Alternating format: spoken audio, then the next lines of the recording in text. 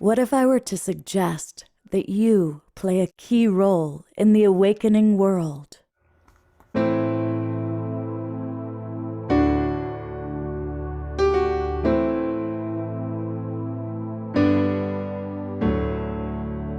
that you are watching this because you have heard the call.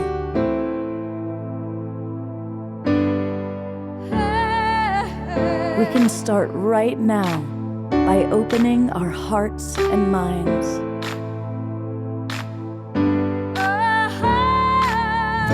Welcome to the awakening world.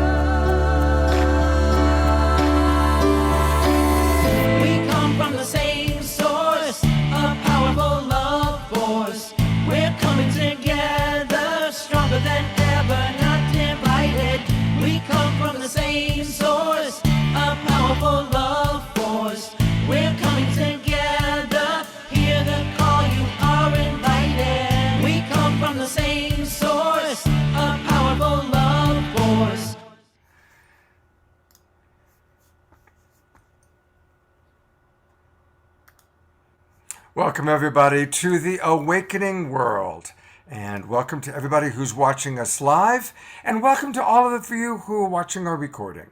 Welcome to those of us in our Zoom room, all of our closest friends and fans, and welcome to those of you watching on one of the 100 Facebook groups and pages that now carry us. Thank you, John and Summer Raymer and the Sign Network for making that happen.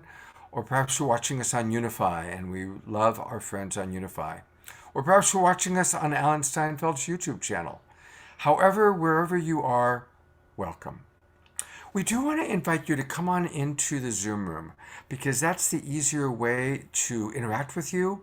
We have a really important conversation, important topic, all about transforming and healing our relationship to death.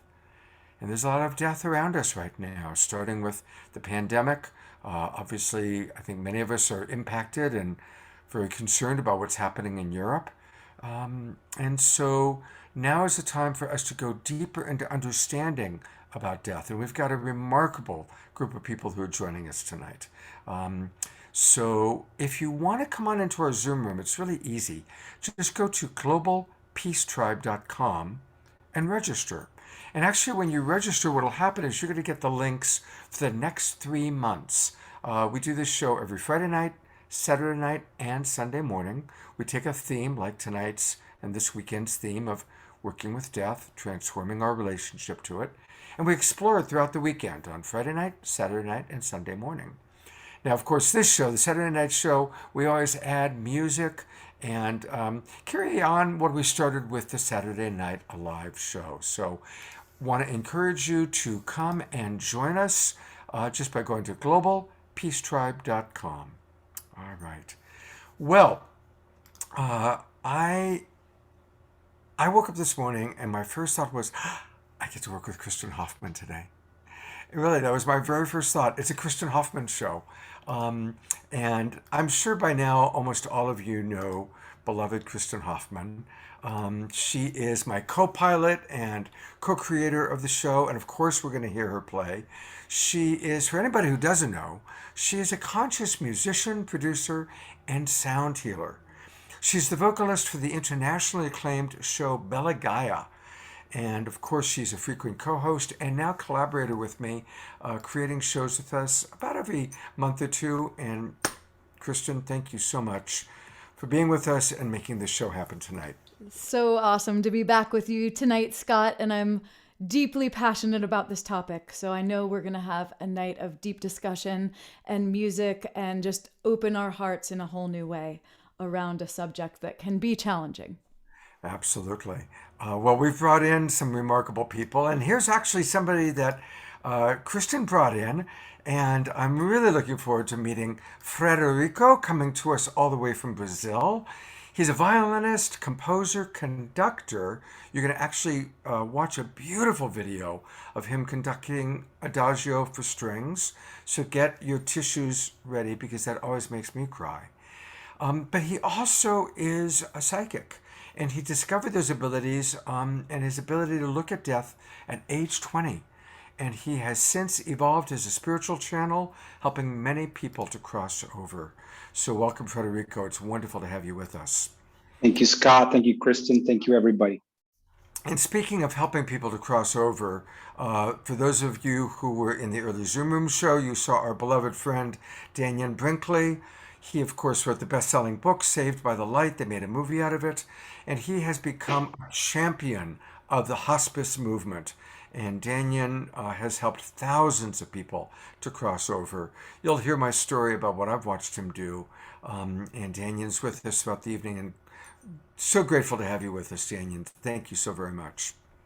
Oh, it's great to be with you, Scott. I mean, come on. I'm very proud of what you've done and how through this pandemic, this Saturday night programs, and watching what you do, I'm very proud.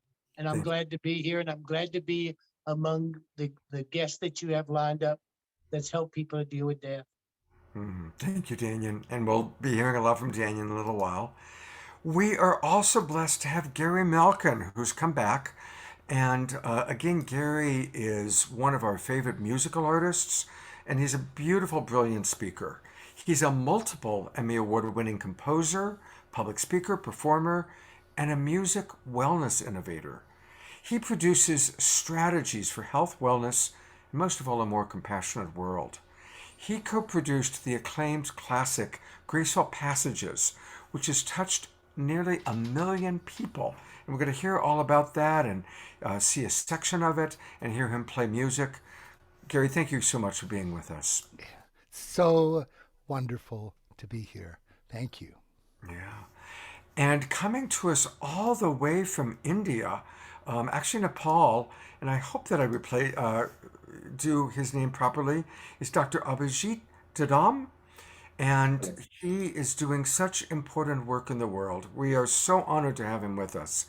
He's an anesthesiologist and intensivist by profession, but he ventured into palliative medicine in 2004, and he established the very first rural-based hospice in India. He put his own personal savings, and by working pro bono, he supports patients in these rural areas to deal with their existential questions about death, while he himself explores and supports people in the fields of religion, spirituality, and afterlife. And he recently completed his PhD in parapsychology. Thank you so much, sir, for joining us from all across the world and for the beautiful work you're doing in the world. Thank you. And it's my pleasure to be on this show. Thank you, sir.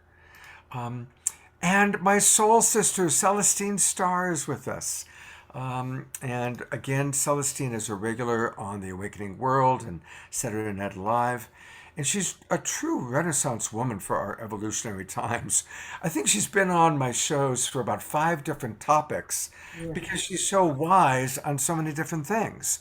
She's been offering humanity her sacred healing wisdom, intuitive and perceptive abilities, worldly business knowledge, and joyous, creative, artistic gifts for over 40 years. She started when she was 5 years old.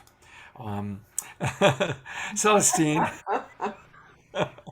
it's so good to have you with us. Thank you so much. Thank you. It's wonderful to be here. Just an honor. And we have a wonderful after show planned. Really, she's become kind of our regular on the after show. Fanny Starchild is here. And tonight we get Fanny playing harp. And her beloved Vigari is not with us, but Omashar is. So for the after show, you're going to get Fanny and Omashar, a double header. And we've got a real special surprise. And we also will be doing some prayers for peace. So this is our show for tonight. And welcome, everybody. It's great to have you with us. And now I am going to turn it over to my co-pilot for the night, the wonderful Kristin Hoffmann. Oh, Thank you so much, Scott. It is such a beautiful honor to be here with you all. Thank you for all of you who are tuning in for this discussion and exploration into how do we transform and heal our relationship with death. I feel this has been, for me, a really important topic for a long time. I felt called to this from an early age, and I actually took a mini training as an end-of-life doula because I felt, somehow music plays such an important role, and we need to be able to get more comfortable having conversations about the most important rite of passage in our lifetime, right? We are born into this life, we go through all of these experiences, and then the most important rite of passage, why are we so scared to talk about it? We can empower it. We can get comfortable with this topic and start to embrace conversations so that we can have the death that we really want to experience. And we can support those who love us in getting comfortable with us. And if we are supporting someone who is coming to end of life, the more you can become comfortable with this subject, the better. And you're going to just lift and hold that person in a new realm of comfort. And actually, it can be a very beautiful topic to embrace with others. So my hope for tonight, and we have so many amazing speakers, is that through this conscious dialogue, through this music, through this space of togetherness around this topic that can be one that triggers us, that we can just bring ease and levity and embrace this subject together. And I know that ripples of healing, ripples of transformation will move out into the world as a result of even our willingness to come together around it tonight. So without further ado, we are going to go into a prayer to start. And our first guest after the prayer is an incredible being, an incredible composer, a medium. He works with those who are dealing with death and dying, and he works as a medium to help connect with the other side and really ease that transition. Frederico has used his music as a vehicle in this process as well. And this first video that we're going to watch as we go into a prayer is of one of my favorite composers, Samuel Barber's Adagio for Strings. And Frederico went back to his hometown in Brazil, I believe it was 2021, and this concert was a memorial concert for those who had passed due to 9/11 and COVID, I believe. Yes? Yep. On the day of 20 years, the day of. On the day of, for the 20th anniversary. So really, even the encoding of this concert is in total alignment with our evening tonight. And why don't we bring Scott? Scott, you want to come on? And let's bring Frederico into this prayer as well. Yeah, so... can we all mute those who are not on right now? I hear somebody's microphone on. It would be amazing to just have total peace as we go into this video. Yeah. So, Frederico, why don't you step into this prayer with us? There's so much going on in the world at this time. There are so many people going through suffering, so many people facing the topic of death and dying. And in our lives, I think it's important also to acknowledge the theme of death in our living.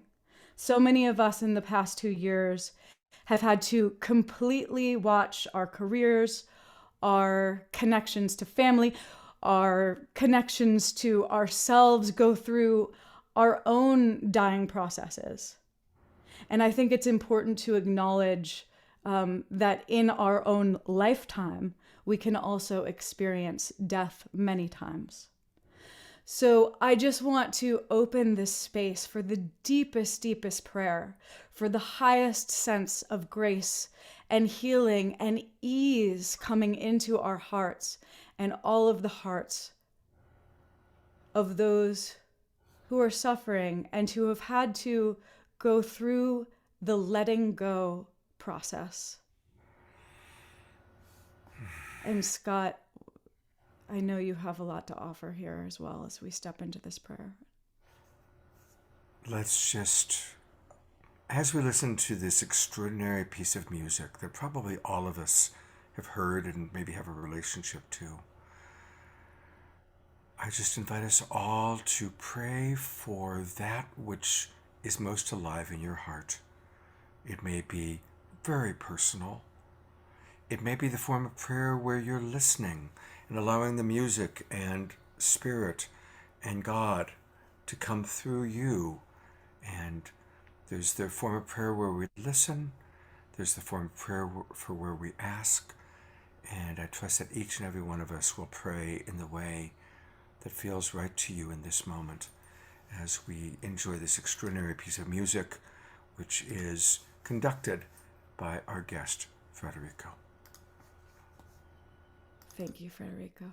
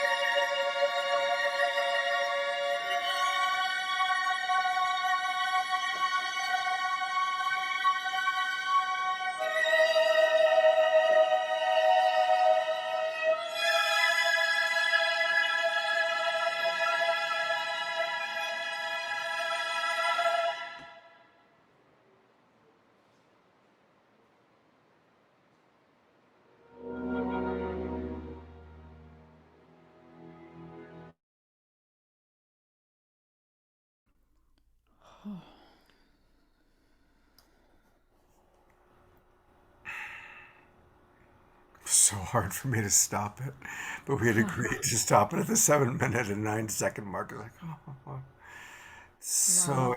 incredibly beautiful and so beautifully conducted. Thank you. Thank you very much. Thank you so much, Frederico. That is one of the most beautiful pieces ever written. And the way you conducted and the way you really brought through the emotion and helped the musicians to tap into that emotion and the portal between the realms. It's just so, so beautiful. What a gift. Thank And what you. a perfect way to start our show tonight. And it was in the oldest church in operation in Brazil. It was built in the 1560s. So to be in such a contrasting place on the day that 9/11 happened, exactly to the day 20 years later, as the concert was about to start, it was very hot in the church. There's no air conditioning. A slight drizzle started coming down. And in the original recording, you can actually hear the drizzling just as the concert's about to start. So I thought that drizzling was so beautiful. It just like a balm going over the church and the moment. So I was so humbled and honored to have a chance to do that. Wow. Well, it is so beautiful to have you here tonight. I'm actually thinking maybe just let's keep in that zone, Scott, and maybe you come on at the end after Frederico speaks, and then we'll share his links and everything. But before you speak, I just want to give you a proper introduction here. Frederico is a violinist, composer, conductor, and podcaster, originally from Brazil, where we just saw him conducting. He moved to the US at age 13. When he turned 20, he had a nervous breakdown and attempted suicide. He discovered his psychic abilities and was able to pull through his depression with the help of spiritism practices, including helping souls cross over and volunteer work. Frederico is based in New York City, and he devotes his time to his real estate career, his music, and his spirituality channel. Frederico, I'm so excited to hear what you have to share with us. Thank you so much, Kristin. I for some reason, all of a sudden, my ability to turn people on and off isn't working. Debbie Johnson, can you please make sure I'm still host? And can you please remove Kristin and I so that Frederico is fully spotlit while I figure out what's going on with my mouse? Okay. I'm still Thank here, you. but here you go. Okay, you guys tell me when to stop. I'm very new here. It's the first time I come into your space, your home, your tribe. Thank you so much for being here and doing the work that you do, Scott, and meeting Dannion and Kristin. The experience that you saw, is part of a healing process that's still happening today. All of this that you read in my bio happened thanks to Spiritism, which is something that the term is loosely associated with any practice with the beyond. But in my case, it has to do with the philosophy that was put together in the 19th century in France by an academic named Allan Kardec. And at the time, spiritualism was at its heights in North America and Europe. And a lot of the phenomena of the tables that were turning and pianos going up and down, including Abraham Lincoln's wife, the First Lady, she was renowned to be a medium and bring people to the White House to give readings to the president and many of the generals at pivotal moments in American history, especially during the Civil War. And supposedly the young mediums that she helped bring to the White House, Mr. Lincoln would see them during his lunch break. And he was very open, respectful to what they had to say. And a lot of the times they were in trance and they paid attention to what the messages were coming through. And a lot of it was military advice to the front lines, which was contradictory to what they were receiving from letters. And the spirits, including some generals from the time of George Washington's lifetime, were coming through to help Lincoln keep the country united, keep the country together. at such a crucial moment. And I feel we're going through a similar moment right now in the United States, where we need so much the help of the spirit world to speak through people that are peacemakers. And I feel that this tribe here is doing this movement, this work together. And so I don't have much personal things to share other than I did the work through mediumship in spiritism, which involved always group work, and it's always volunteer. No money is ever exchanged. Nothing's ever charged, and it involves us going into a seance by allowing ourselves to be channels of spirit entities that have not yet crossed, or who might be persecuting an incarnate entity who happen to come to a spiritist center. And so through channeling them, we talk to them, we do some type of spirit release, and gently, respectfully invite them to be led to the doctors and nurses that are working with us in the spirit side. And if I can share one powerful experience, I heard Dannion talking about his work with veterans. Veterans is something very close to my heart as well. I've been helping bring musicians to Veterans Hospital before the pandemic to play for them. And we get to face their sorrows head on when we're playing for them. And death is very present where they are, including the many staff in the veterans hospitals in Manhattan that are going through crises, and they're having chairs that they have to set up in front of their bedrooms on 24-hour watch. And I never forget walking through with the musicians to play for an hour or two to interact with them and seeing the staff there present. And I remember that it really touched my heart. So I used to do my best to close my eyes and play the violin in a way that would bring healing to them. And I will share one last experience in one of these many mediumistic, that we call them, sessions in a spiritist center. Well, on the day of Memorial Day, it was a Monday night in New York, and we were about 15 of us, the volunteer mediums. And at the end, we were doing a closing prayer for peace and for healing. And we had it on our agenda that night to do a special prayer for all those people that were victims of war and the military.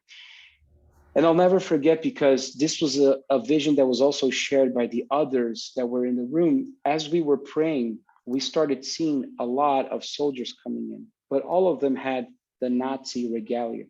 They had the Nazi attire. And as they started to fill the room, they all began to kneel down with one knee. And they had that really bright black hat from the war, and they took it down. And they started to kneel, and they would look up, and their faces were covered in tears, and they were weeping. And all they kept saying is, why doesn't anybody pray for us too? We are suffering so much as well. And as they were saying this, I could see rose petals falling down and light everywhere. And everyone felt this catharsis in the room.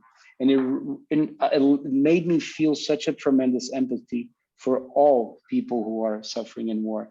And I'll never forget that day. So I didn't plan to say this, but this is my sharing for today.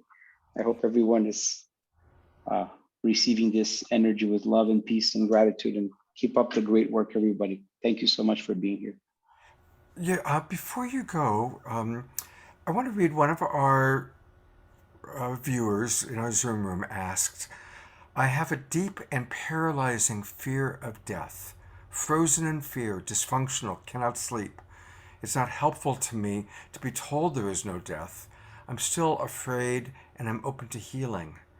So first of all, I want to acknowledge the vulnerability of that sharing, and just wanted to ask you, Frederico, what you might have to say to that participant in our Zoom room.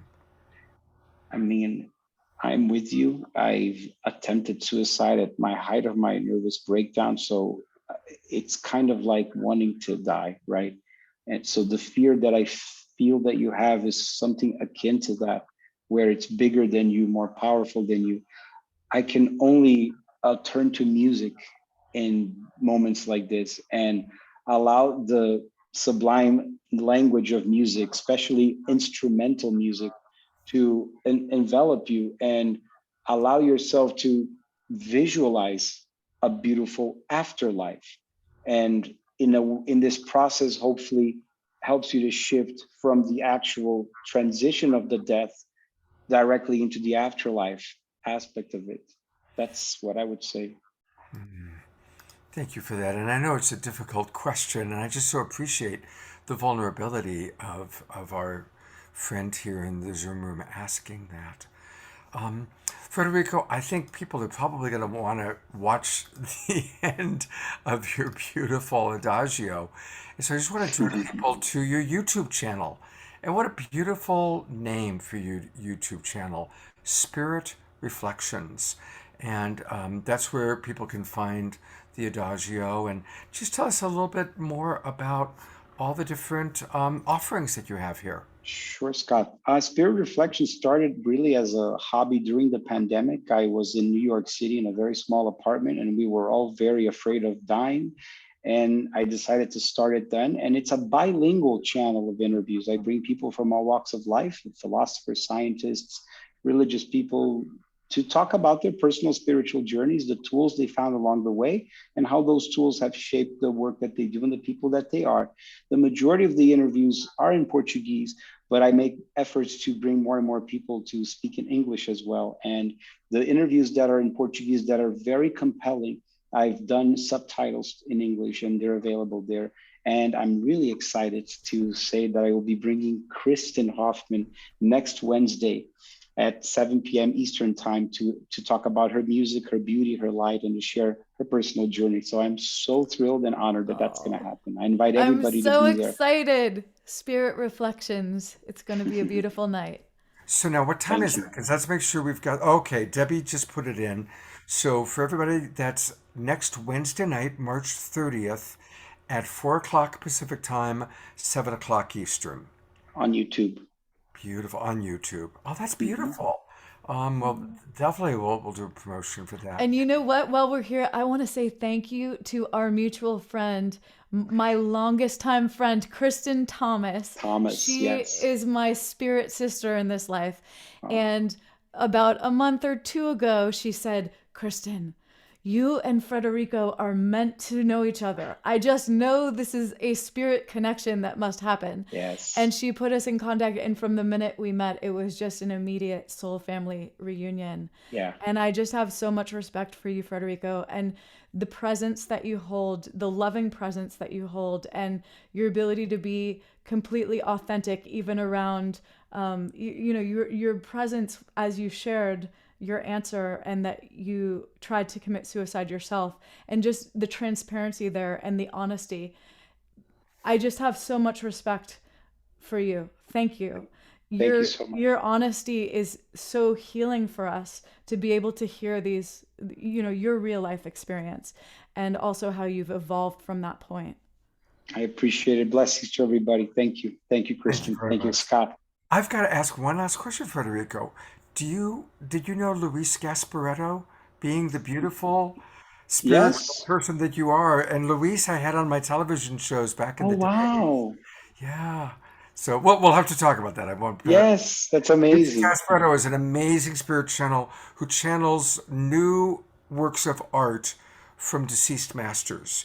And he can do a painting with one hand, the other hand, and his foot simultaneously. Yeah, it's incredible. And he's channeling a Rembrandt, a Monet, and a Renoir all at the same time. He's an incredible being. And I realized you, Brazil, I think you had to know Luis. Wow. There's a lot of good stuff here in Brazil. Yeah. All right. Let's all go to Brazil. Thank you, Frederico. Thank you, everybody. God bless. Thank you, everyone. God bless you. Thank you so much for bringing him on, Kristin. Isn't he beautiful? I'm going to ask you to just stay on for a moment. This is going to be very brief because we're not doing fundraising for a particular organization tonight, but we are asking everybody to register for the new season of The Awakening World. We're going to do another 3 months. And just a reminder that these are some of the wonderful people that have been on the show in the past that will certainly be on again in our new season. By the way, Pato Banton just performed the wedding ceremony for Ringo Starr's son, Zach Starkey, last week. And I know Pato's quite popular, loved on our show. So we're going to do amazing topics. We've got a big show planned for Earth Day. We're doing a Saturday Night Alive anniversary show. We are doing a show on science and consciousness. We'll continue to do everything from social and racial justice to environmental activism. 3 more months every Friday night, Saturday night, and Sunday morning. And it's easy to register. You can go to globalpeacetribe.com, or thank you, Debbie. She's putting the link into the chat box. And now's the time to register. This is the last weekend of the first 3 months of our year.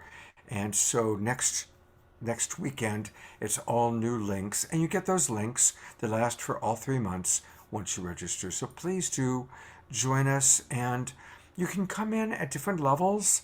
The lowest level is $15 for seniors, for students, for people financially challenged. And everybody is welcome. But boy, it sure helps when you come in at the $35 level or the $75 level or even the $150 level. And we really appreciate our $500 level people. And that is how we're able to pay our musicians, able to pay for Unify to carry us, the posters, the marketing, all that takes place. So your support is really important to continue moving the Global Peace Tribe forward. So that's what we're asking for tonight.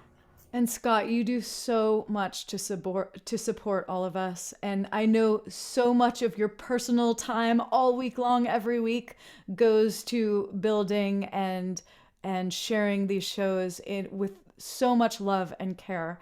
So as everyone's signing up, Scott just shared with me that coming up is the 2-year anniversary of the show, and it's going to be his 111th weekend. 111th week. And I thought, oh, that's a master number. I love numbers.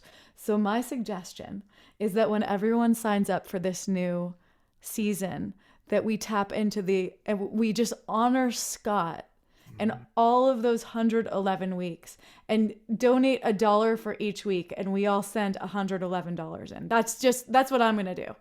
And I think that would be an amazing, right there, that would be an amazing way to support the show. Thank you so much. Thank you. I really appreciate that. And I'm seeing that, thank you, Amanda. We have enabled so you can register now using a credit card. You don't have to use PayPal.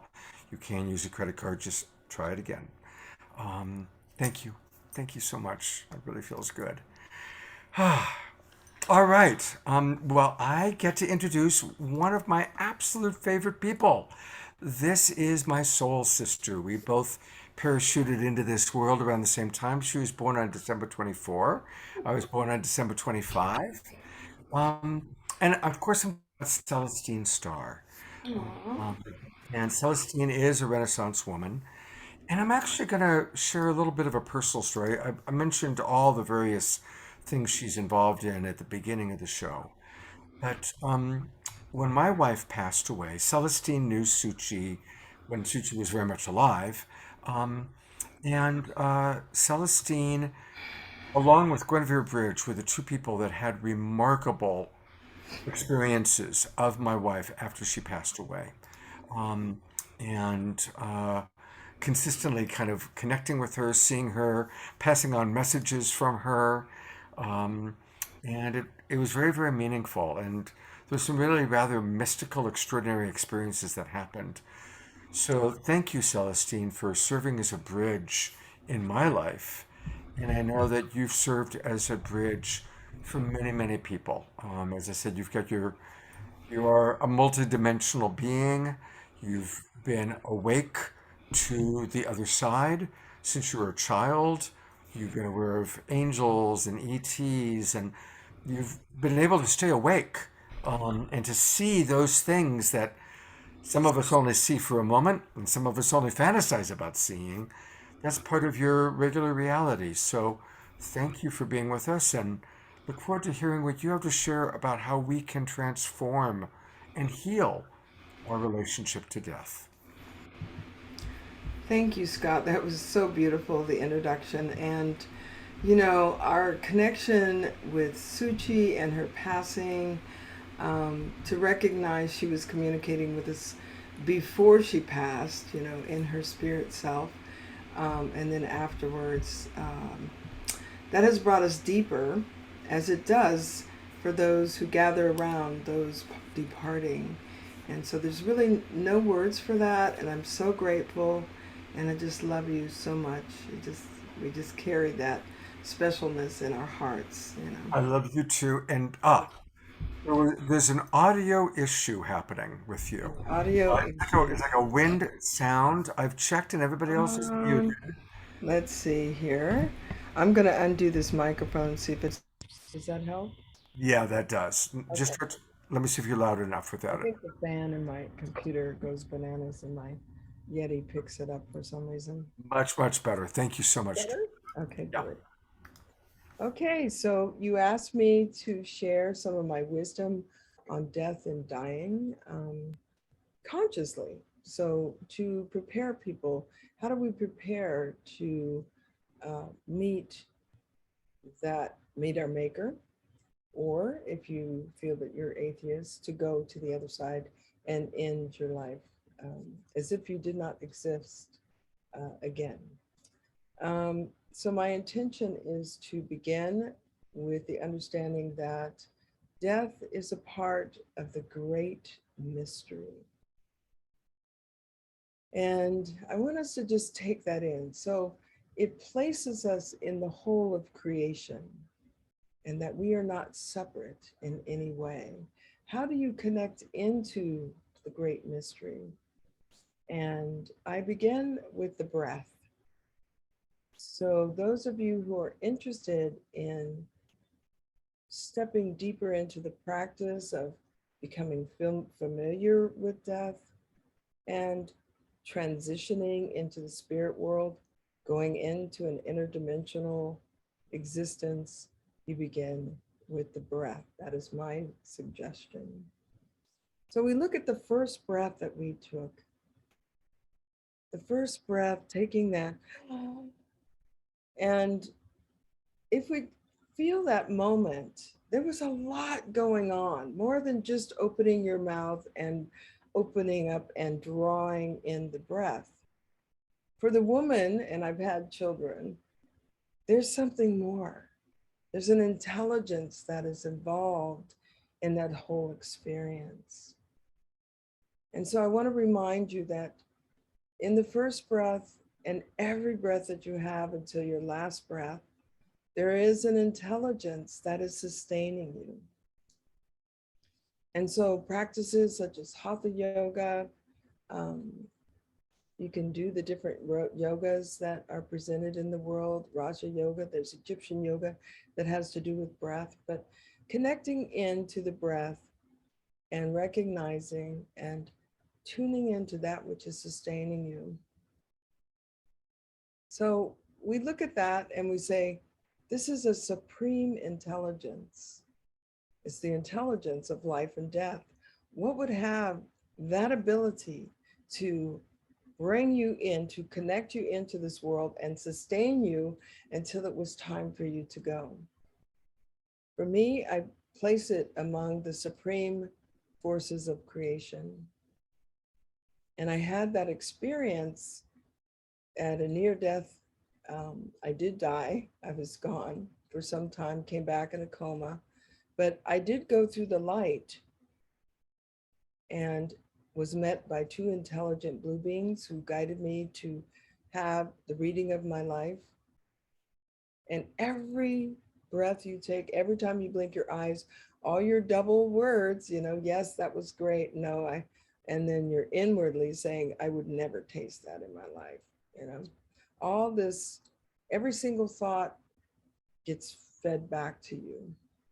And then after I was finished with the reading of my life, and it wasn't really a reading, it was more like a feedback and light frequencies coming into my intelligence, I ended up in the great creator. I call it the Godhead because it was too holy to speak of it, to bring it to you. I'd have to prostrate myself and it was just so holy. And I was told, okay, time for you to go back. And I said, no, I'm not going back. And so I told the creator, no, there was no judgment. They just showed me what my life would be like. And then I was told to return. So we have this understanding. I have this understanding that every part of your life is registered and is aware. So it guided me to understand the supreme forces and the intelligence of life and death. And death became my friend. I had no fear after that. I was able to accept going or coming. It didn't matter. And I found myself coming and going when I came back with the coma. I would just go out and just go straight up into the light, come back. I left a little part of myself there so that I wouldn't run into, I wouldn't have to be stuck here because I did not want to be here. That was for sure. I was not in a safe environment for children, but I made it through. I learned the way, and I'm here to share with you. I want to give you the 6 pillars of creation because this is most helpful. Most people fear what they've done in their life and that they're going to meet their maker and they're going to be judged or they're going to go to hell, or all these programs or thought processes that are going around in a circle. But I'm here to say that you will be who you are when you are out of your body as a spirit being. And when you feel and know what you have done, we have eternity to work through these things. So give yourself a break. There's no judgment. I think you mentally create your own hell, and there's a lot of hell here on earth right now. So I just want to give you these 6 pillars: love, truth, harmony, balance, compassion, and joy. So if you live your life in truth with love, bringing harmony to others, keeping yourself in balance, offering compassion and joy, you hold the frequencies of a higher state of being and carrying this with you through life. When you go to the other side, knowing that you have bettered yourself or you held yourself in a good integrity, when you go to the other side and you're with your creator, then there will be joyousness. We'll just keep going, keep going. I'm going to give you a practice that I learned that takes you into the holy state of breath. And that is to take a breath and in your inner mind, chant the word Om. As you're chanting the word Om, you'll notice that you're not able to take another breath. It's almost like the breathless state. This is one of the practices that is shown to shamans and such, that you can understand that there's more to your breath than just breathing in the atmosphere around you. So I give you that, okay? Also, I want to state there is 4 cycles to life: birth, life, death, and spirit. And unfortunately, it is not really taught about spirit. We heard Frederico talk about the spirit world and spiritism, and I studied it and researched it quite a bit. And so if you begin to open yourself to a whole world of spirits, and one of the things that you can understand is for those spirits who are there to always give benefit to everything, they're always for beneficial good. That is how you can discern if they're going to bring trouble or not. Even in this world, spirits can bring trouble. So like attracts like. So if you're a person of beneficial effect, you will attract those things that are good to you. So hopefully keeping the 6 pillars going there. Wanted to talk about people blocking their memories to the point where they can't remember living in the spirit world. And my grandson at age 7, just out of the blue, we were riding our bikes and he says, "Grandma, I remember how I died." So I recorded this whole story of him walking in out in the street and being hit by a car. He knew his mother, his father, he knew where he lived, the street, everything. And I looked it up and he knew. So in the Tibetan lineage, they do have people, they don't suppress your memory of where you came from before you came here. And I enjoyed listening to his story of his heavenly mother and his heavenly playmate. So encouraging those to go to a practitioner who's really great at past life regressions, and they could take you through the process. You can actually feel yourself leaving this lifetime, going into the heavenly realms. I do that on a daily basis. When I say, okay, we're going to take you before you're born and you're in the divine realms, they don't question me. I never had one person say, no, I've never been there before. Even if they're atheists, they have a tendency to follow through and they find themselves in the divine realms, whatever that may be. So you might want to take a journey to move through your fear by seeing a practitioner that can help you to do that. So I'll give you some preparations. Again, start with the breath and recognize there's an intelligence that is sustaining your life. For those in hospice, you'll notice, and I've done hundreds of people in hospice, you'll notice that they tend to wander off. They're already out of their body by the time they take their breath. It's really powerful to watch the body still breathing, but we know that their spirit is no longer there. But yet there is the sacred honoring of that until the very last breath. And the spirit has left. So what I do with my clients that are going through hospice, I have them practice taking their last breath. Where do you go? What do you do? And we practice until they feel comfortable. It's okay to bring up that as they're going towards the other side. And they do enjoy it and they do receive something out of it. If they are needing, I go with them to the light. Often they'll say, could you please go with me? And I will journey out of my body to the light with them. And it's wonderful. It feels good and sacred. Walk the path of impeccability as if you were going to go and be before your maker every day. So recognize that you have two voices. Us sensitives can hear those voices, both of them. Yes, you love me, but really there's something else going on. So most children, most adults, we're becoming more sensitive as the energies rise on the planet.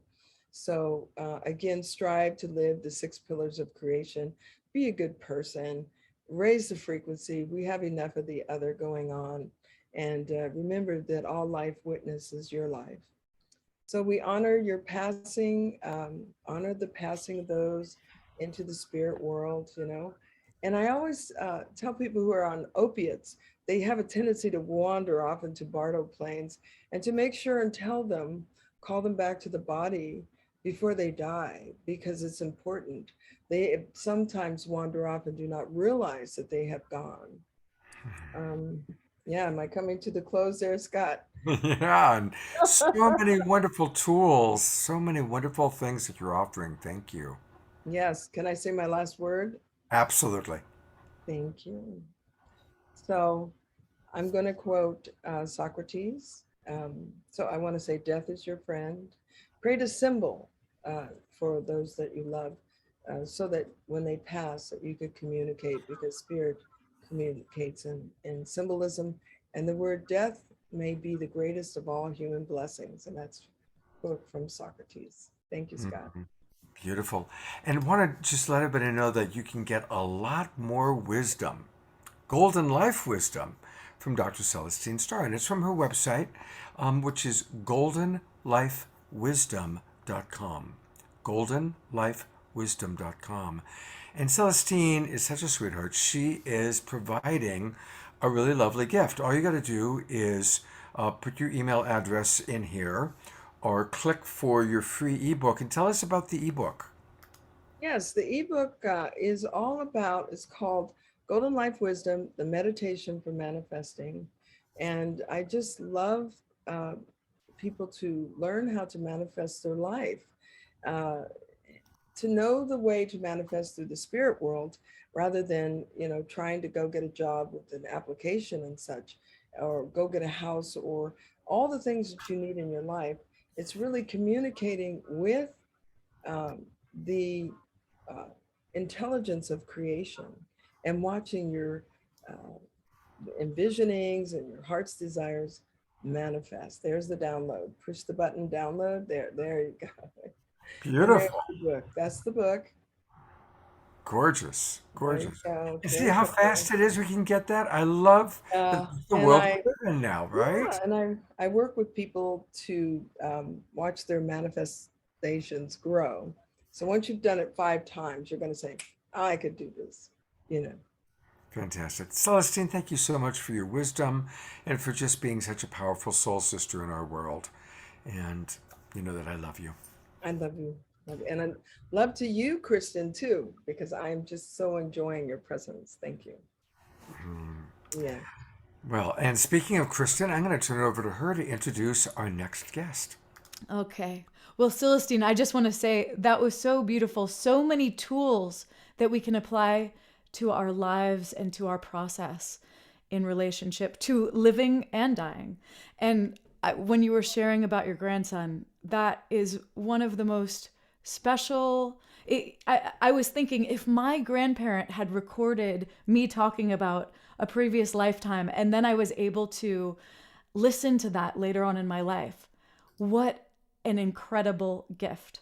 And I think you just queued us up to when we hear a young person maybe sharing these stories that, oh, we can write them down, or we have our phones now, we have recorders with us whenever we go. And what a gift that is. And just sharing those stories also, I think, dispels fear, right? When we can share stories that young generations are bringing through. Yes. From that space between the realms that they remember, it really helps us to tap into the cycles, right? Yes, and he was not afraid to tell me the whole story, you know, his angel mom and his friend. Wow. So that was incredible. I was shocked at first. I thought he's a little toku's, a little Tibetan toku, you know, because they remember their lives. Yeah. That moved me so deeply. Thank you. Thank you. So our next guest is someone very dear to my heart, the amazing Gary Malkin.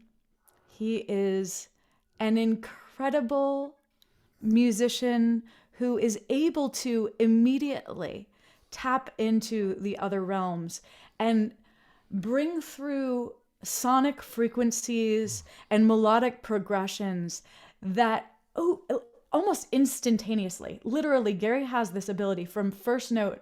His music instantaneously opens my heart and opens a portal so that I'm dancing between the realms. I'm very much here, but I'm also remembering so much of spirit that is important to bring through. And there's never a Gary piece where I don't end up crying. And you know, Gary is just a blessing to our lives.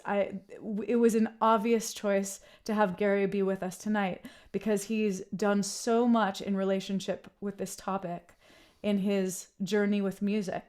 And let me just, before I turn it over to Gary, I just want to share a little bit. He's a 3-time international, I'm going down. Excuse me.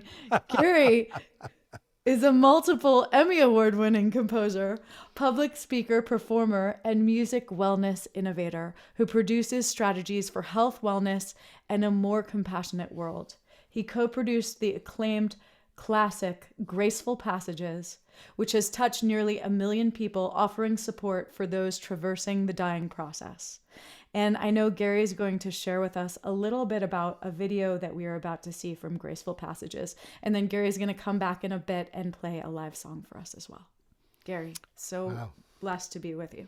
Oh my God, Kristin. I love hearing you talk about the effect my music has on you. I can hear that all night. Thank you so much. Love you.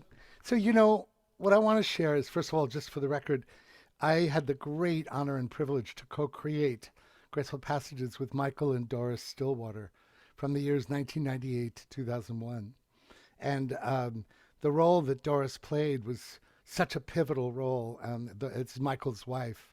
And we're in the process of healing our relationship and offering Graceful as an ebook with some very new special spoken word and music offerings, including a rare recording of Pir Vilayat Khan, which is unheard of, who's the Sufi master's son, Hazrat Hanai Khan. So there's a lot to look forward there. I do want to, I want to share this. I wasn't going to do this, but while I was waiting, I wanted to share just a little context because I'm right before the video. So I'm going to actually share this. That's not what I'm going to share. Here we go. I just want to share that the thing that I want to say before we play this track that is called Letting Yourself Be Loved. We are living at a time where there is more unacknowledged, unassimilated, and denied grief than ever in the history of the world. And at the root of this unassimilated grief is the issue of the fear of death and dying, which is the trunk, the mama, it's the mama drum of it all, the fear of the unknown, right?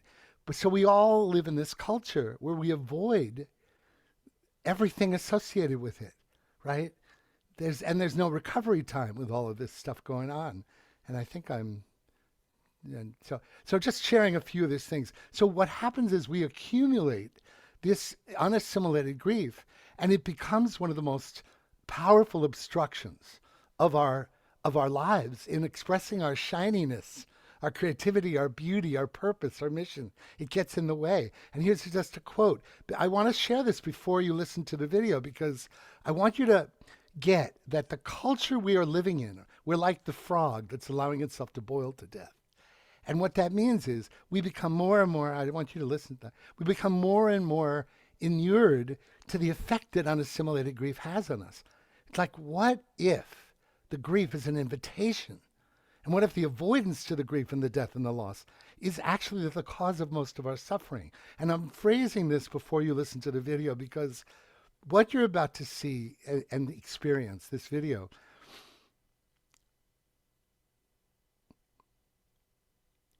we asked Lou Epstein to speak as if he was talking like a father was talking to his son.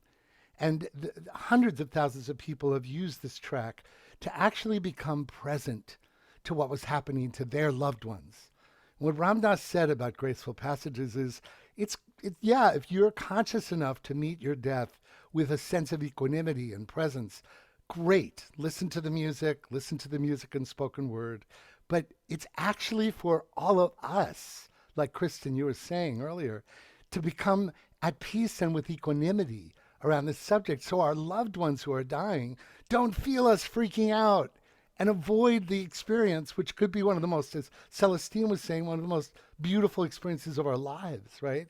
So this is what you're about to hear and see is a film that we created with some still images.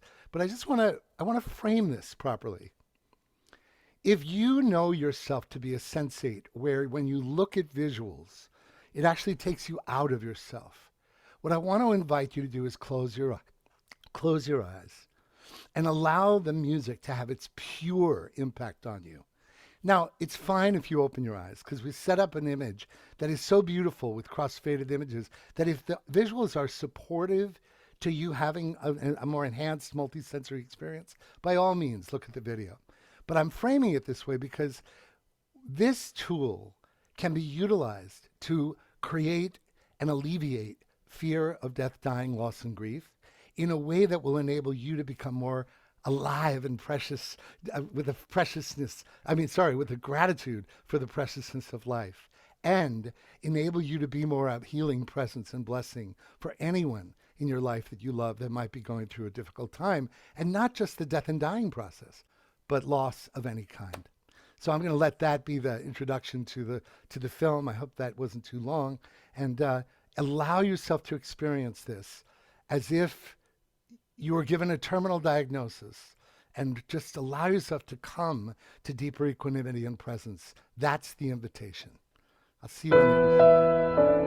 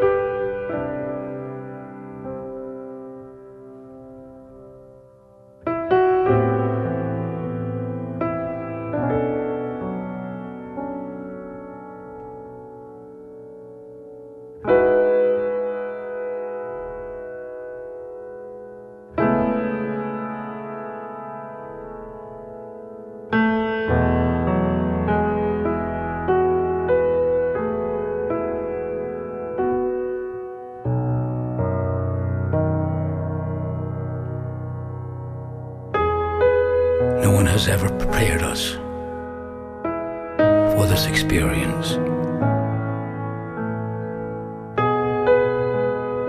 We think it's the end. No. It's another beginning.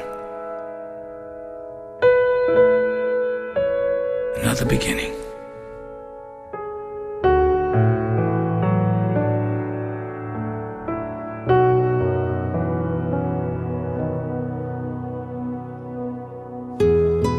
It's knowing that you're loved. Knowing that you're loved. It's not easy letting yourself be loved. Of course, we've learned to judge ourselves. And we're always judging ourselves.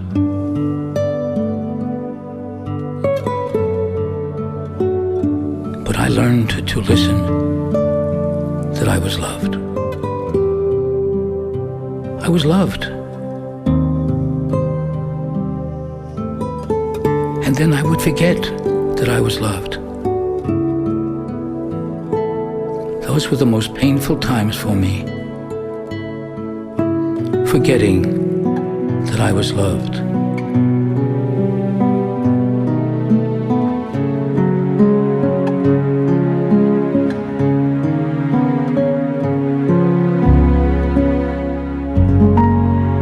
So you've let yourself be loved while you've been here. And you've judged yourself. And you've forgotten that you were loved.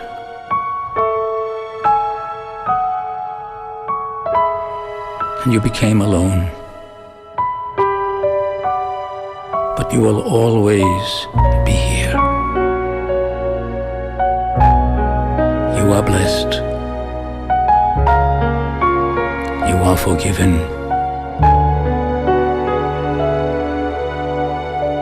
You are an angel.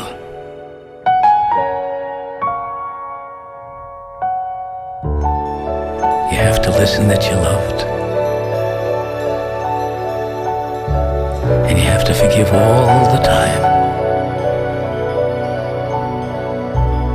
Listen that you're loved. And forgive all the time. You are love.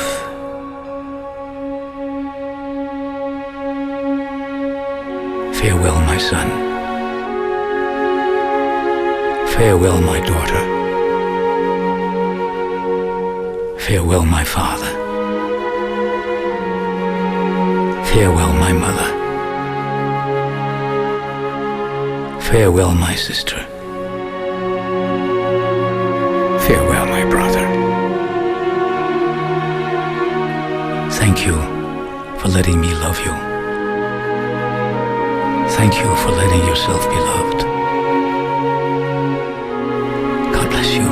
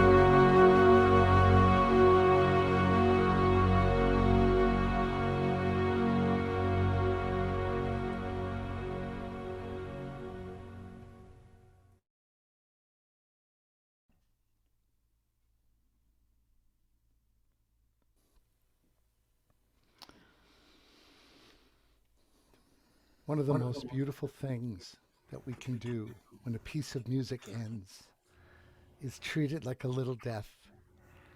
The transition from music to reality is akin to moving from spirit into form, right? So those moments of acknowledging what effect has this practice of listening had on us together? And did we wake up a little bit more to the realization that we're all going to disappear one day and we have no control of how or when or why.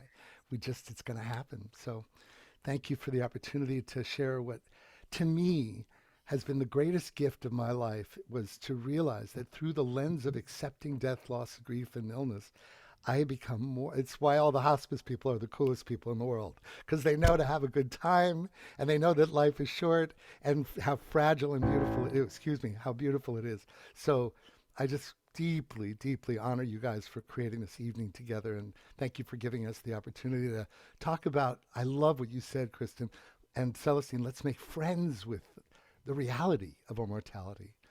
I love you guys. And Thank you, Gary. That was so, so beautiful, knowing that you're loved. And then also the message of forgiveness in there. So important. And this line came to me as I was watching the video, that those who are in the dying process, they give us the gift of enhanced life. Because every time I have walked through the dying process with someone close to me, the thing I come out with is a remembrance to wake up every day and cherish this life and make the most of it and love and be loved. So thank you, Gary. That was real medicine. Yeah. Thank you so much. And I just want to shout out to, it's exciting to see Dannion Brinkley here, because Dannion was one of the very first people way back when it was released in 2001, that we almost signed a deal where he was actually going to use it and share it and everything. And something happened between our people and it never ended up happening. But I have loved Dannion, and he's been one of the early endorsers and believers of the work. And Dannion, it's so beautiful to see you in this context. And that was 22 years ago, buddy. Nice to see you, my friend. Well, you're going to see a lot of Dannion because he's up next. But Great. before we do that, I do want to take people because Gary is offering something very beautiful. Now we're going to get more Gary. He's going to play a song for us in a little while. That But page, this you is gotta his main. Right, I get rid of understand. that joy in our community so they can see. There it is. There. Good. Well, I also, now, Gary, wanted people to know that they should join your community. So slow down now. Slow down. We want Okay. people to join. All right. So go to wisdomoftheworld.com and go ahead and join his community. And then after you click it and join, so he's got your email address, that's when you get to look at all these beautiful things. The Graceful Passages collection. He's got a really beautiful offering. By the way, that is 55 tracks. It's a toolkit for environmental chanting, some spoken word and music, different forms of music medicine for the person who wants to support those who are going through loss and end of life, loss of any kind. And it's a specially curated collection that we discounted for the Awakened World community. So I hope you enjoy it. Normally $300, $49.99. Thank you so much, Gary. You are such a gift, and I love you very much. And Gary's going to be back with a live song in a few minutes, and we're also going to play another one of his videos tomorrow during my Sacred Sunday show. So thank you. I'm going to make Gary disappear, and I'm going to disappear so that Kristin can introduce Dannion. Wow, it's amazing how we can just disappear and appear these days. I love it. Dannion, it's so wonderful to be here with you. I have to say, the first time I became familiar with your life and story and your work was on an episode of Saturday Night Alive about a year and a half ago, and I was playing music. The subject of the evening was near-death experiences. And there were amazing people on the show, but the minute I heard you talk, I felt 100%. I felt like an encoding of truth through every cell of my being. And I can't tell you how many times I have shared since that day with a friend that I'm talking to, having a conversation or eating a meal with about your message. And one of the things that struck me so deeply was very akin to Gary's video that he just shared. I remember this, and this was so important, and it has helped me live a fuller life since, that when you got to the other side and looked back at this life, it wasn't, you saw that life wasn't measured in what we achieve, but in how much we love. And that sunk in so deeply for me. And since I really felt that, I've been literally going through my life and trying to be more loving and have that voice inside my being say, oh, Kristin, is this the most loving way I can be right now? And so it's such an honor to have you back. Let me just read a little bit about your bio so everyone can hear about you. Dannion Brinkley, 3-time international best-selling author, struck twice by lightning, most complete near-death experience on record. Dannion Brinkley is the author of the New York Times and international bestsellers Saved by the Light and At Peace in the Light. His books, tours, and lectures with his wife, Catherine, have transformed the consciousness of people across the world. So, Dannion, I would love to invite you. I know some people have heard your story, but it's a story like yours you can never hear enough times. And it's so important that we really let Dannion's story sink in and the wisdom that comes through his story. So I'd love to invite you to share your story of your near death or your death experiences. I don't know how you refer to them, but and the wisdom that's come from the other side. I turn it over to you with love. And thank you. And I'm just so appreciative of tonight, watching how this show is and doing it in spring, and you and Scott pulling this together. Thank you. I mean, the spiritual world is where I spend most of my time, because one day I was just a jerk, a guy, grew up in the South being a tough guy, thinking I was somebody. And one afternoon, on a Wednesday afternoon, I was struck by lightning, and it went inside my head and down my spine, welded the nails of the heels of my shoes to the floor and threw me in the air. What I discovered, much to my chagrin, was that I am a spiritual being like each and every one of us who are here. I'm a spiritual being, and the physical nature of this is a point of observation. All of a sudden, I was burning and on fire, and I lifted out of my body. And I became aware of what I thought was a space in between the two. And I was so very proud of Celestine as she was describing her situation. But I'm a very analytical person, and I watch things because I grew up as a tough guy, so it was hard to frighten me. And the pain was so severe, and I was blinded. And then all of a sudden, I lifted out of my body. I could see what was going on because a ball of fire had come through the room and burnt my eyes. I had to wear welder's glasses for 2 years, and I couldn't be in the sunlight without those glasses. And I could see, then down a tunnel, and then to a place of light. Everybody who is afraid of going from this world to the next, I can tell you this: someone will come to get you, someone you trust. There's never that moment in all the times of the tens of thousands of hours I've spent at the bedside. And I have seen some pretty remarkable things. Someone will come to get you. So if you're afraid of what's next, trust that there is a safety mechanism put into place, because we buy so much into the illusion of reality. And we buy so much into, like I said earlier, religions, institutions, and governments who seek to control us. And the so-called unknown of the next level of consciousness has so much controlled everybody's thoughts. Well, the next level of consciousness, everyone, is to go back to where you started from.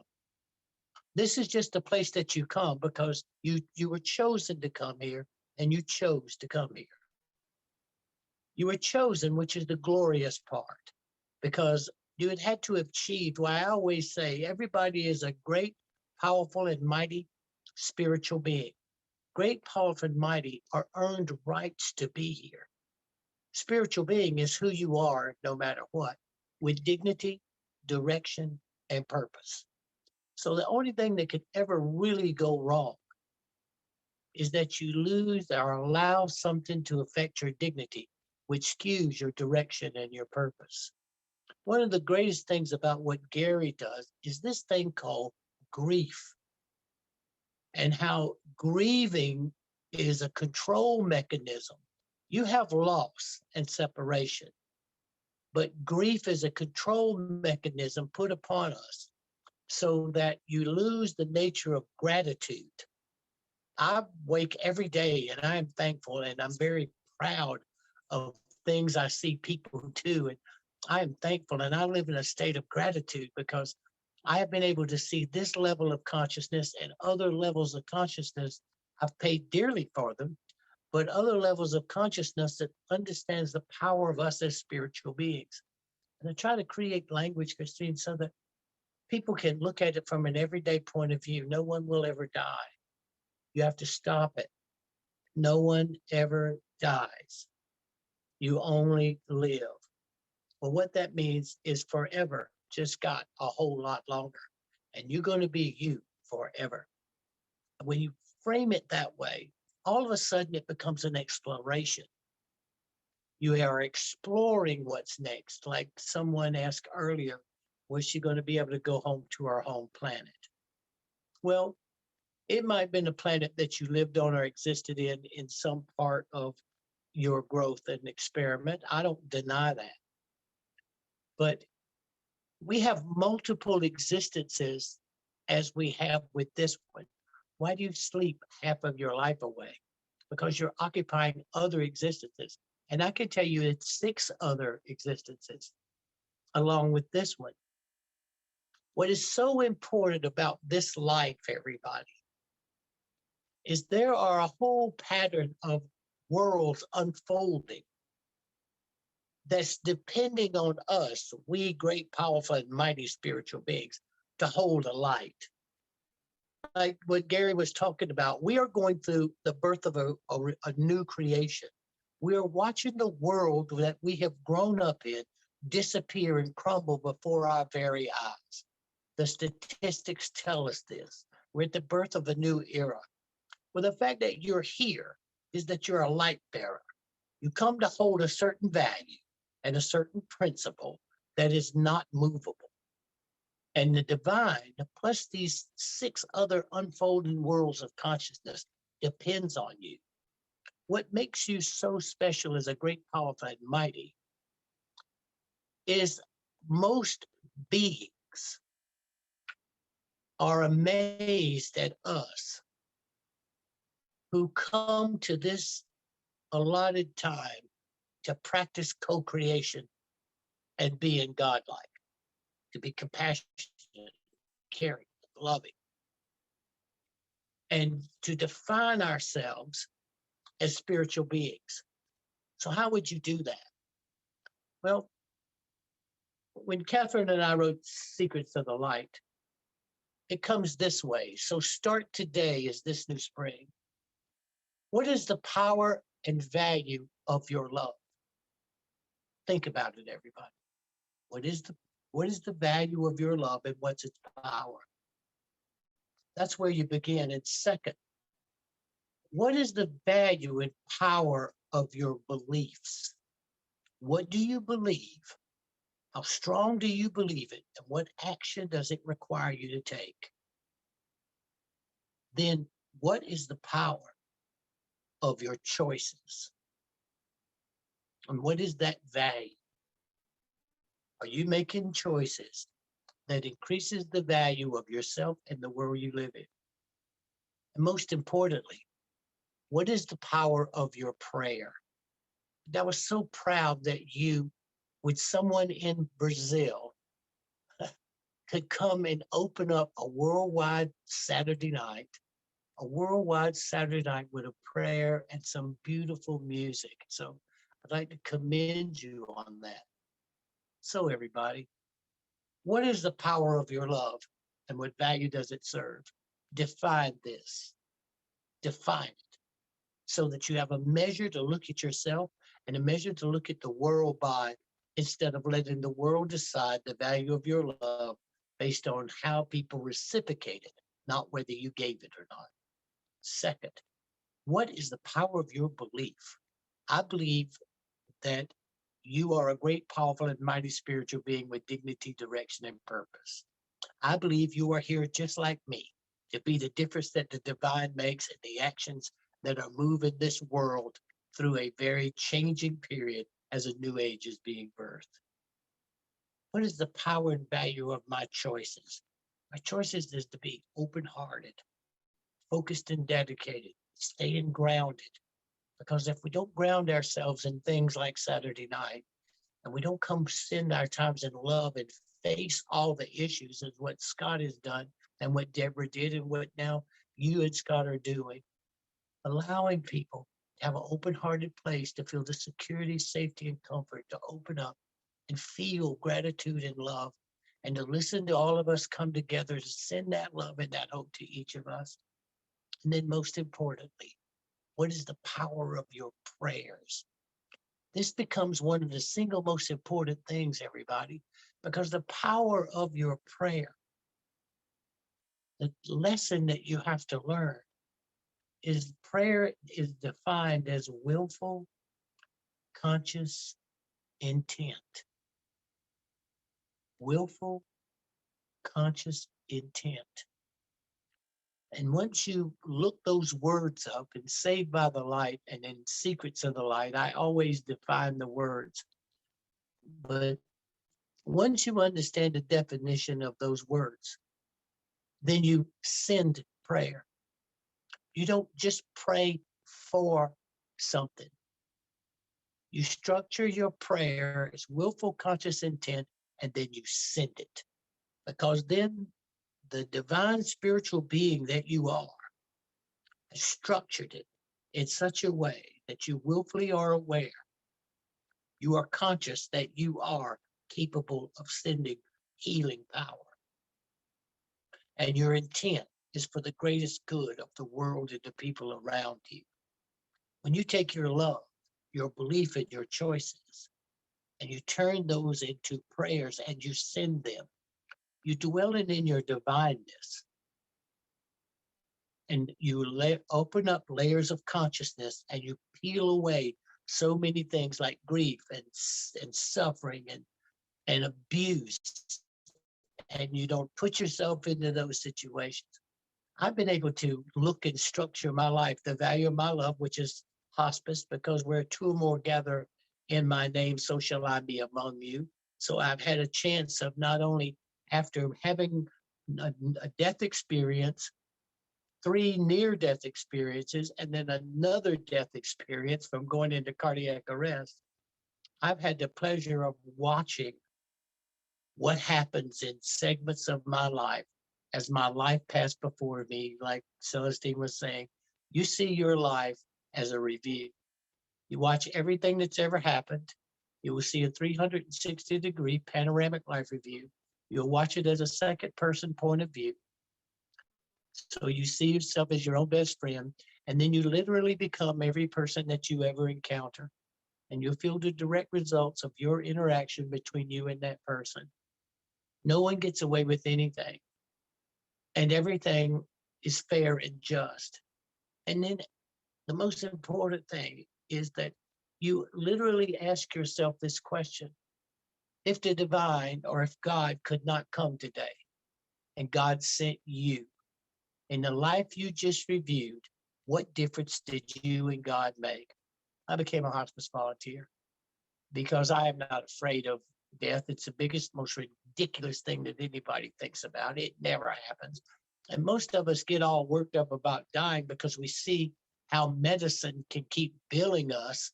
And we see the horror we put people going through, trying to keep them here for ourselves and them trying to hold on for us, instead of gracefully and lovingly and powerfully and divinely letting them go. You will see them again. You work as teams in this, and you come together as teams in this dimension.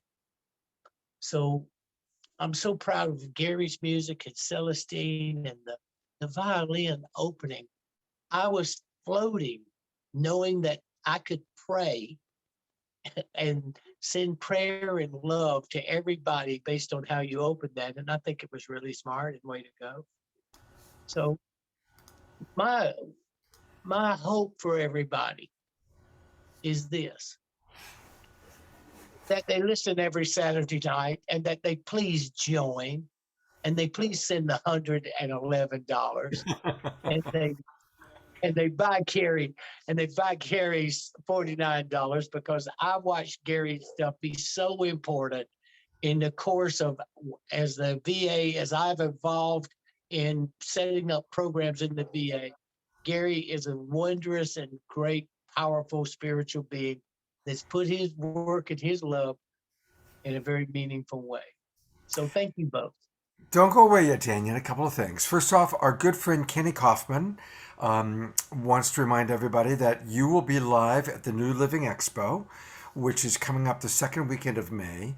And, Please, everybody, come. and we're going to do an entire Awakening World weekend, the weekend before the New Living Expo, with some of the favorite Expo speakers. So hopefully we'll have a chance to have you come on back. Oh, that's great. And thank Yeah. you, Debbie, for doing all the stuff that she's doing. Oh, well, we love Debbie. I'm going to bring Debbie on since you brought her up. That's Debbie Johnson. She does all the links. She makes it all happen. We love Debbie very, very much. Dannion, there's a couple questions that have come in.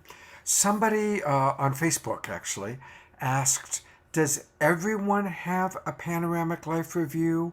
Or is that, because there's so many different experiences when people die, is that what you, of course, happened, but is that true for everybody?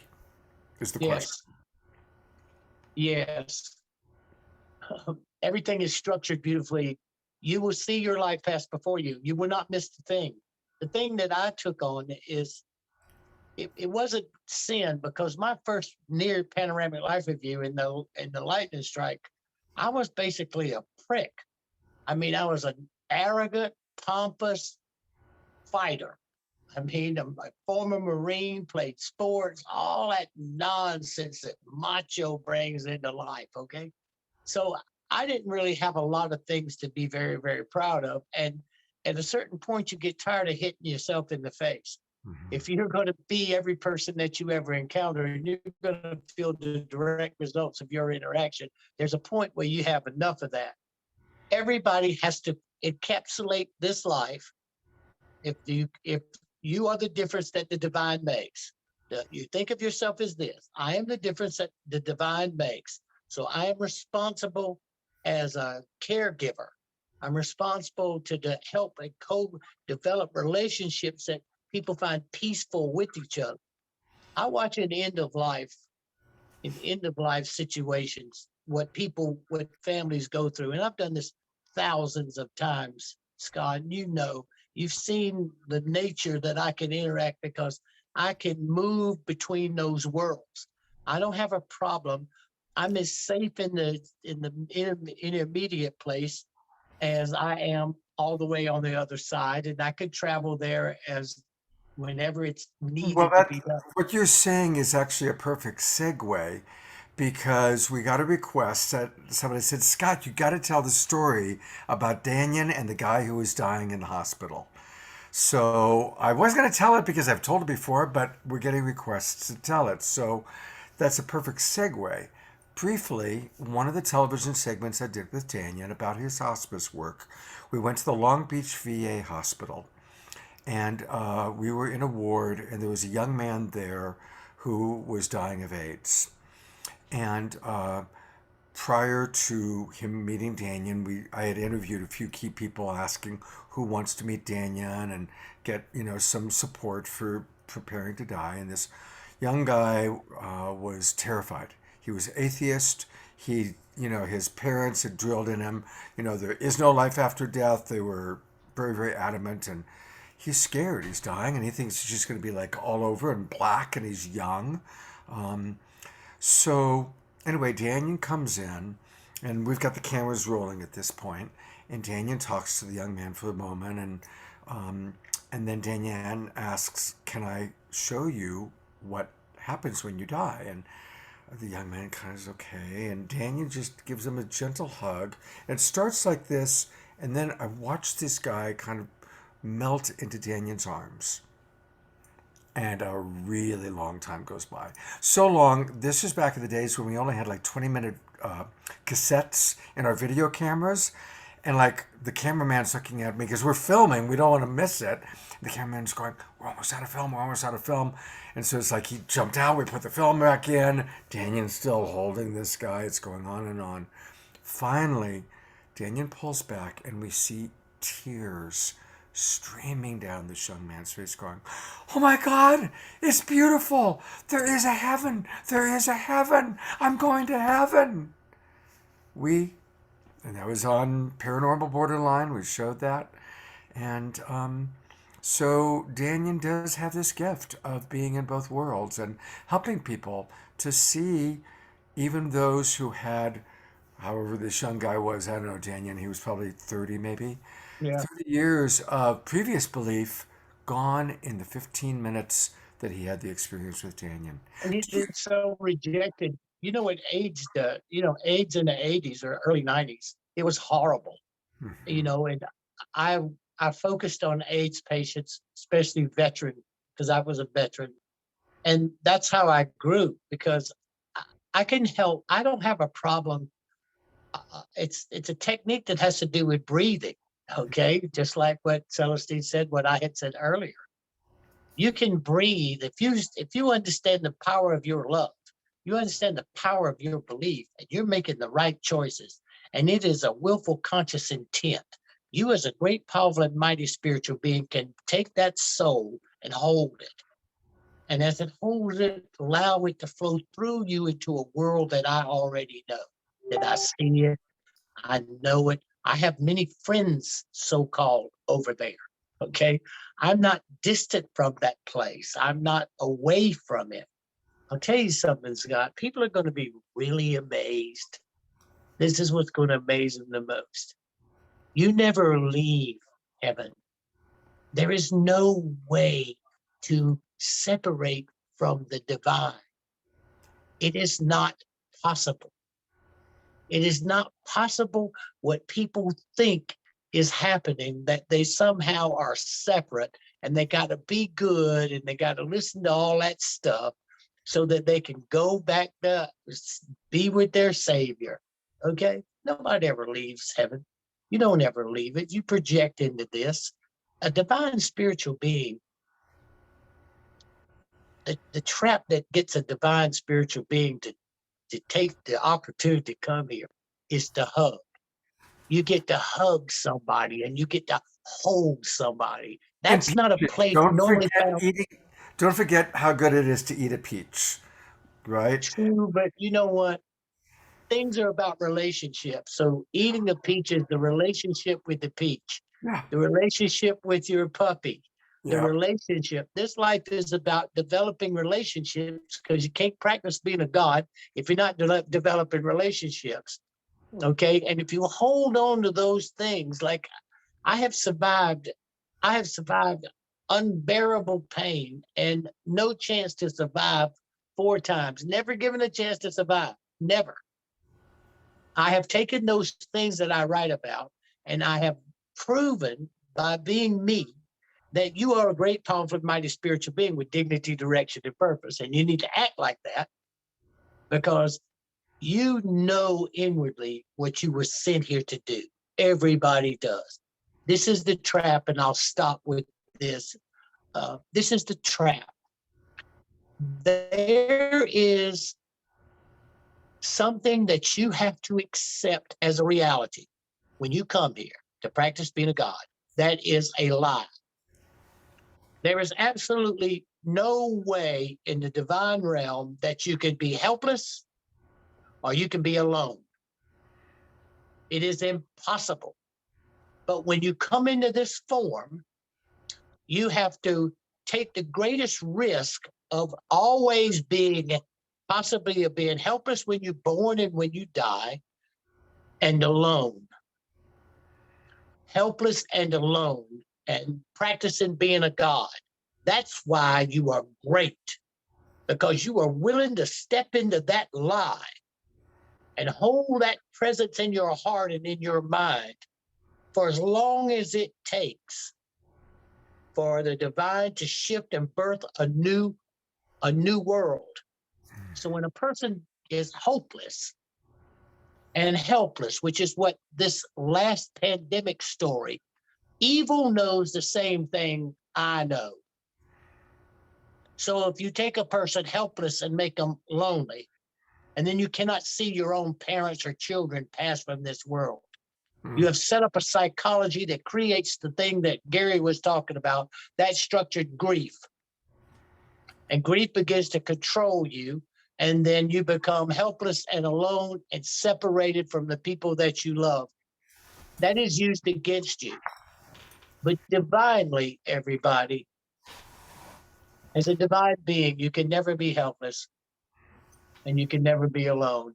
And you took it on so that you could be the best practicer of being God you could possibly be. Oh, beautiful, beautiful. Thank you so much, Dannion. And yes, about relationships, my pup just came over and she said, I need more time. So you're right, life is relationship. I want to let people know a little bit about Dannion. You can go to the website. I'm going to show you two websites.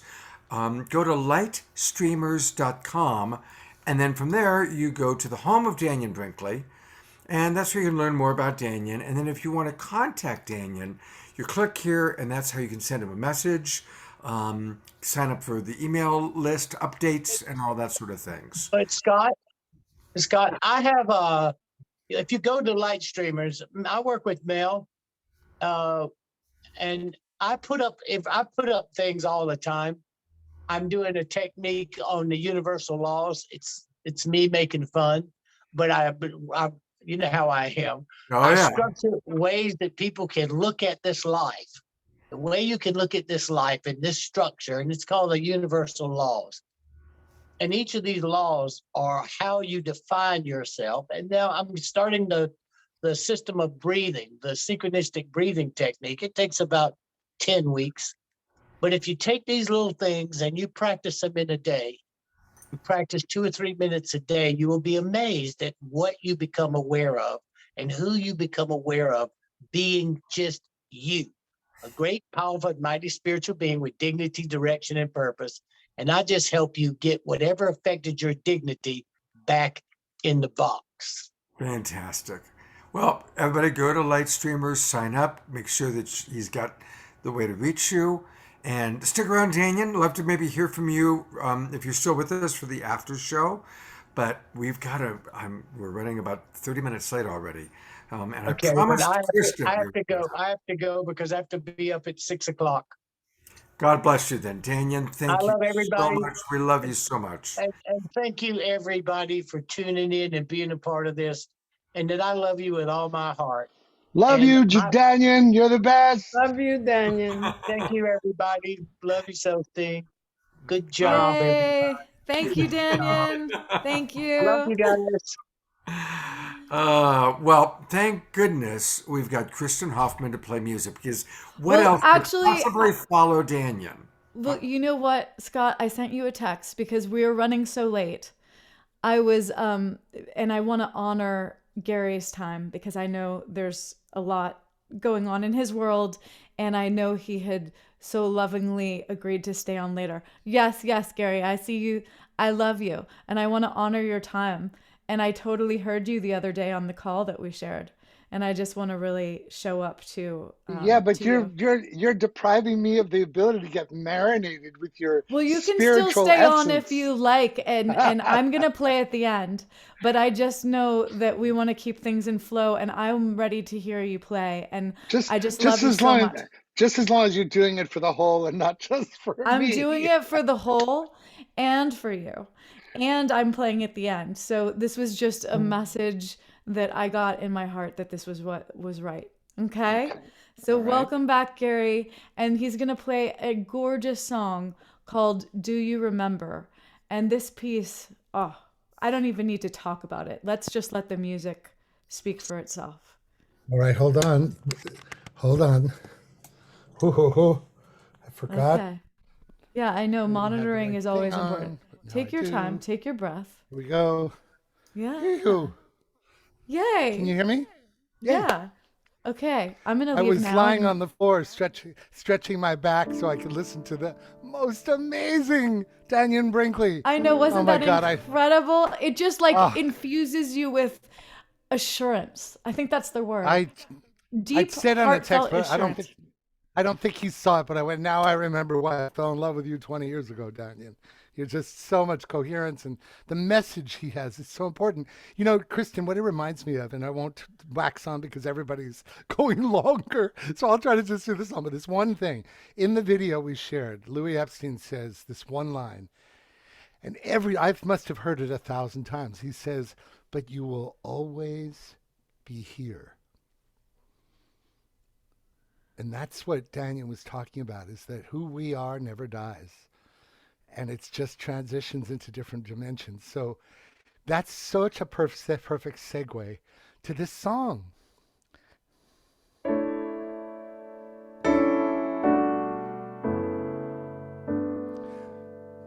In 2008, my sister came down with glioblastoma cancer. My favorite and only sister, but my favorite sibling. And I remember after 10 days, she came back from the hospital after the tumor was removed, and she looked at me, and I moved her into my house to take care of her for the next 14 months. And she said, well, wait a minute, you mean I'm gonna die from this thing? She was 59. And I went, Alexis, we don't know when we're gonna die, but I promise you will not be alone, not for a moment, and you will know you're loved. And so I wrote this song in the 10 days that she was getting this tumor removed that felt completely like our lives never had been the same. And I rarely talk about this, but the sun comes up, I hear a cry, a baby's born, I see her eyes, refers to my daughter who almost died at childbirth and was in neonatal room for 14 hours, and I'm holding her, connecting to her after 30 hours of labor. So this song is really about what Dannion talked about. Do you remember who you are? Do we remember who we are? The beings that will never die. And at the end, I encourage you, no matter whether you're alone or not, to sing the final words, we will remember who we are, as a vow. I even invite you to put your hand on your heart when you do it. And here we go. And many of you might have heard this song before, but I don't know. It's worth repeating according to Kristin. So here we go. The sun comes up. I hear a cry. A baby's born. I see her eyes. We're made of grace and a wisp of stars. Do you remember who you are?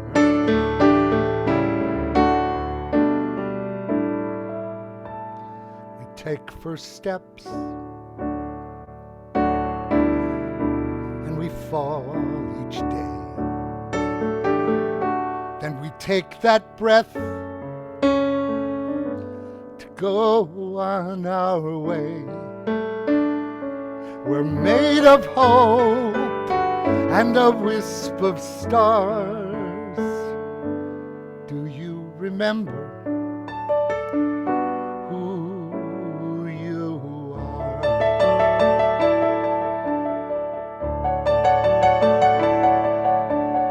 Seasons come and seasons go, like clouds pass through the sky. First we're born and then we go without ever knowing why. We have this moment, we have each other, we have this breath of life that's gone in a blink of an eye. fill our days with endless goals. Yet we search and pray to find our souls. We're made of song and a wisp of stars. Do you remember who you are?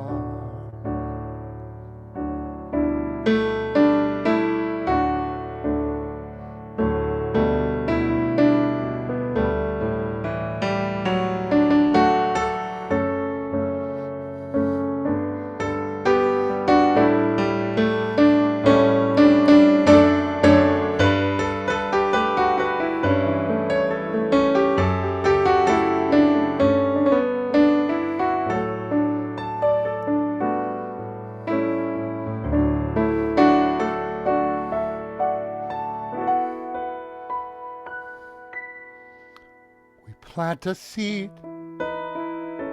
and help it grow. A flower blooms, but the petals know. We're a flash of light and a wisp of stars. Will you remember? Will we remember? We will remember who we are. Here's the vow. I encourage you to put your hand on your heart and connect to the part of us that will never die. We will remember who we are. We will remember who we are.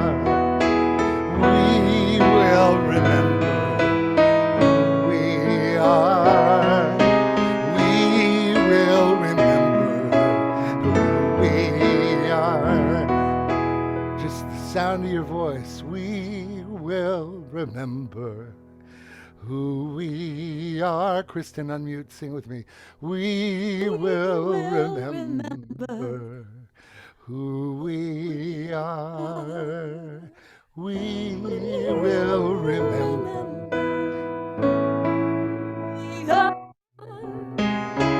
We will remember.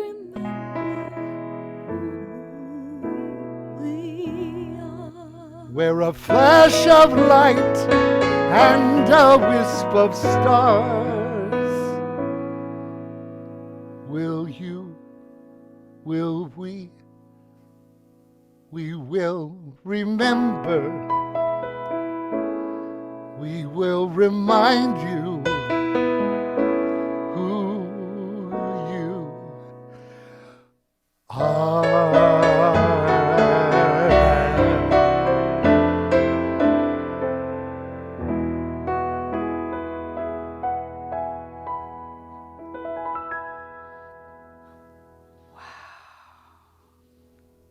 Sensation.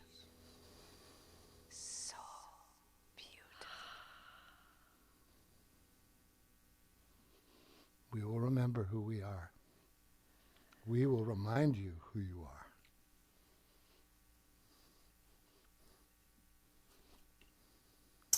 Well, we are having that little death you described about when a magnificent life, in this case, the life of that song, that has opened our hearts and broken us wide open. And it's like, oh no, it can't be over. Oh, It's it was beautiful. just so beautiful. So beautiful. And I feel like I'll never end a song again without remembering that little bit of wisdom from Gary.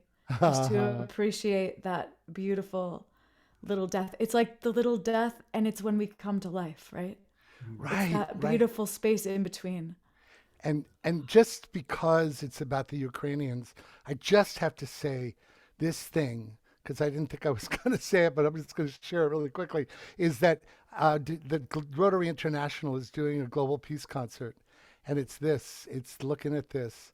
It's April 23rd, and it's all benefiting Ukrainian humanitarian relief efforts. And I forgot to send this to you, Scott, but my roots, my father's history of hundreds of years of the shtetl was in the Ukraine, a few minutes away from Chernobyl. I've never been there, but so I just couldn't resist. I have to let you know this is a Pete's concert for Rotary at Rotary International on April 23rd. Look for it. And I love you all. I'm going to get off because I know we're all running late. So here we go. Oh, Well, thank you, Gary. You know, Gary did share with us something that is very, very special. And that is he has put together this beautiful package, the multi-sensory miracle mindset package. So if you go to wisdomoftheworld.com, you can find this.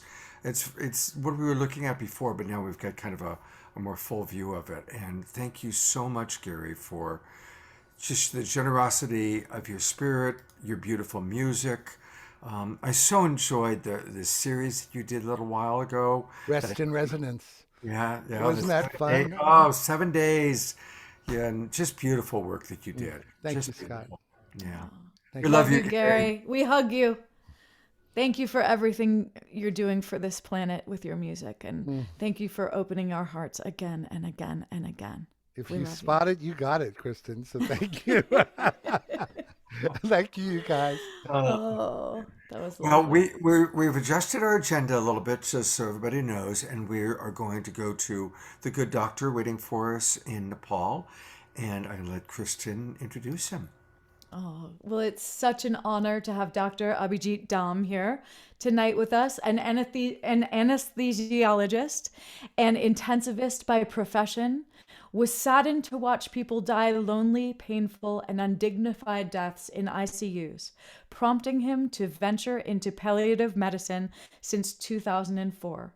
Fumbling with answers for existential questions posed by patients and their relatives, Dr. Dam began an exploration into the fields of religion, spirituality, and afterlife, in which he received formal training and recently completed a PhD in parapsychology, addressing end-of-life dreams and visions and meaning-making. He established the first rural-based hospice in India, putting his own personal savings in and working pro bono. His focus remains on utilizing resources which are available, accessible, affordable, and acceptable by the community. It is such an honor to have you here, and thank you for the work you're doing. I can just feel in your bio that you are really showing up for your community in such a big way, and really demystifying and bringing dignity to death that is so needed. So thank you for all you're doing. I really look forward to hearing from you and from your firsthand experience. And I'll turn the mic over to you. Thank you. Yeah. Thanks a lot, Kristin. And it's my pleasure to be on the show. What I'm basically trying to do is to remove the fear from the whole process of death and dying, because you see, death is the only guarantee which you have after your birth. But sadly, we don't invest anything into the process of our dying, although we know that that's going to be a guarantee in our life. But sadly, we don't invest a single penny into our deaths, because death, you see, it's not a flip switch which you can just flip it on and flip it off. Dying is a process. It takes time and it requires a lot of focus, right? And I do very strongly believe in the concept of afterlife.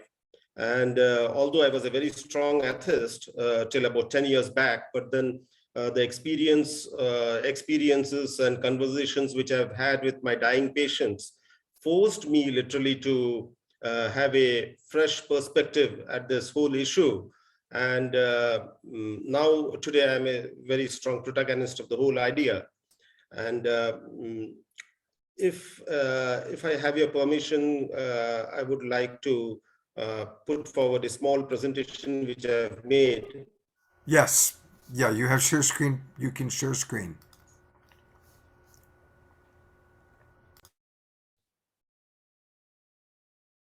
So this out here, death, dying, and afterlife. What I have tried to do is I've tried to simplify things and make it culturally appropriate in my cultural setting. So the process of death and dying and the concept of afterlife as explained by Sanatana Dharma and Buddhism. So I've sort of brought a cohesion of those principles. Now this picture which you see is my favorite. What you see out here is the lady who is actually lying down. She's actually dying. And this is a daughter-in-law who is giving her a last sip of water. And that you see, that gentleman behind who is watching from afar is a husband. And these are all the family members, you know, surrounding her as she lies down in her porch. And as we say, as her prana, as her life force, prana is the life force, is gradually exiting from her body. And you can see the rays of the sun streaming in gently. And I would rather say her prana is gently streaming out. And about half an hour after this picture was taken, she crossed over. So this beauty which has been captured, sadly though, in the modern world is hard to see, because this was shot in my own rural settings. Unfortunately, in the modern world today, what you die is very lonely, painful, and undignified deaths, hooked onto machines in the intensive care units, you know, and especially if you have a health insurance like you have in the United States, there's a very high probability that you die an undignified death in a hospital, perhaps. So this is how we encourage our patients who are terminally ill otherwise, to die at their homes, surrounded, you know, by their family members, in the cocoon of comfort and security. Because at least for myself, I definitely would not like to die alone. I would like to have somebody by my side, because once you're in the process of crossing over, it's just like, you know, entering a new school or entering a new area where you are sort of so afraid and insecure. So you need somebody to guide you through. And this, if you go to Buddhism, the bardo of dying as chanted by Padmasambhava, I would direct your attention to the highlighted areas. I will abandon all grasping, yearning, and attachment. Now, have you ever thought of it once? If you have ever seen a newborn baby, as the baby is born, if you notice the fists of the baby, the fists are closed tight. The grasping nature, our grasping nature begins the moment we are born. And only when we finally die does our fist open up. And that is when our fist opens up, we are no longer afraid. And that is when we, you know, get everything. The more we grasp, the more we suffer.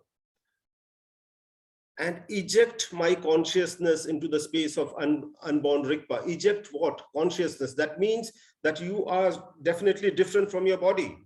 Your body is just a vehicle. It's an old car now, and it's time to get out of your car and, you know, just purchase a new one. So eject my consciousness. That means your consciousness or your mind or your soul definitely is going to be different from your physical body. And then again, as I leave this compound body of flesh and blood, I know it to be a transitory illusion.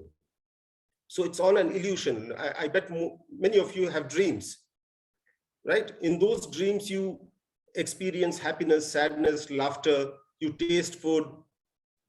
But the moment you open your eyes, you realize that that world was just an illusion. So just for the sake of it, if I challenge you for a moment to believe that the world in which you are right now is a world of dreams. And the moment you finally eject your consciousness out of your body, the dream will be over and you will come into reality. So this is a this is a challenging concept.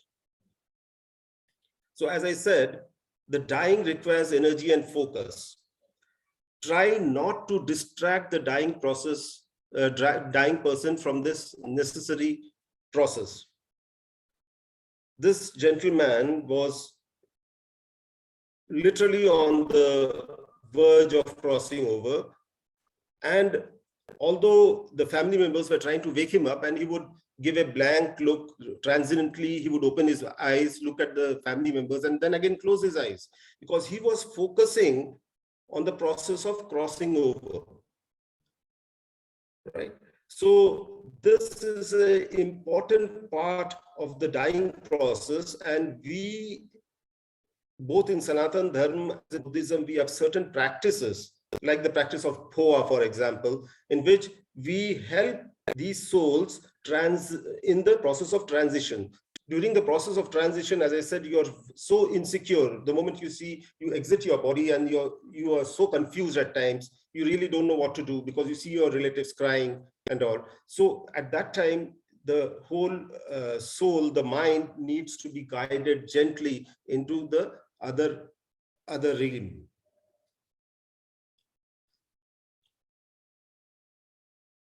Now, how does the ancient so-called Hindu system of medicine address the process of dying? You see, I'll just explain these pictures. You see, this lady again was in the process of dying, and she was so scared. And we had to continuously reassure her. If you see her eyes, if you see the expression on her face, you would understand that, that she's so scared. So what are the symptoms? What are the so-called, what does the ancient literature talk about the visions which a dying person would experience before death, which would say that death is quite near? Like there's a list, you can just go through it. Now, the concept of Hindu philosophy is that the body is made of 5 basic elements: the earth, water, fire, air, and space. Now, the interesting fact is that when we begin the process of dying, each of these elements, like the earth, water, fire, air, and space, starts withdrawing in a systematic manner, from the most gross element, that is earth, to the most subtle element, which is space. You see, as there is a withdrawal of the earth element, the body becomes listless, bedbound, you become so weak, there is difficulty in keeping the eyes open, a loss of sense of discrimination, weakness, drowsiness, and so on. And then when there is a withdrawal of water, he loses control over body fluids, like no control over urine, there's dribbling of saliva and all. And then there is a withdrawal of the fire element. When the body loses its warmth, there is a feeling of intense cold, clammy extremities, and so on.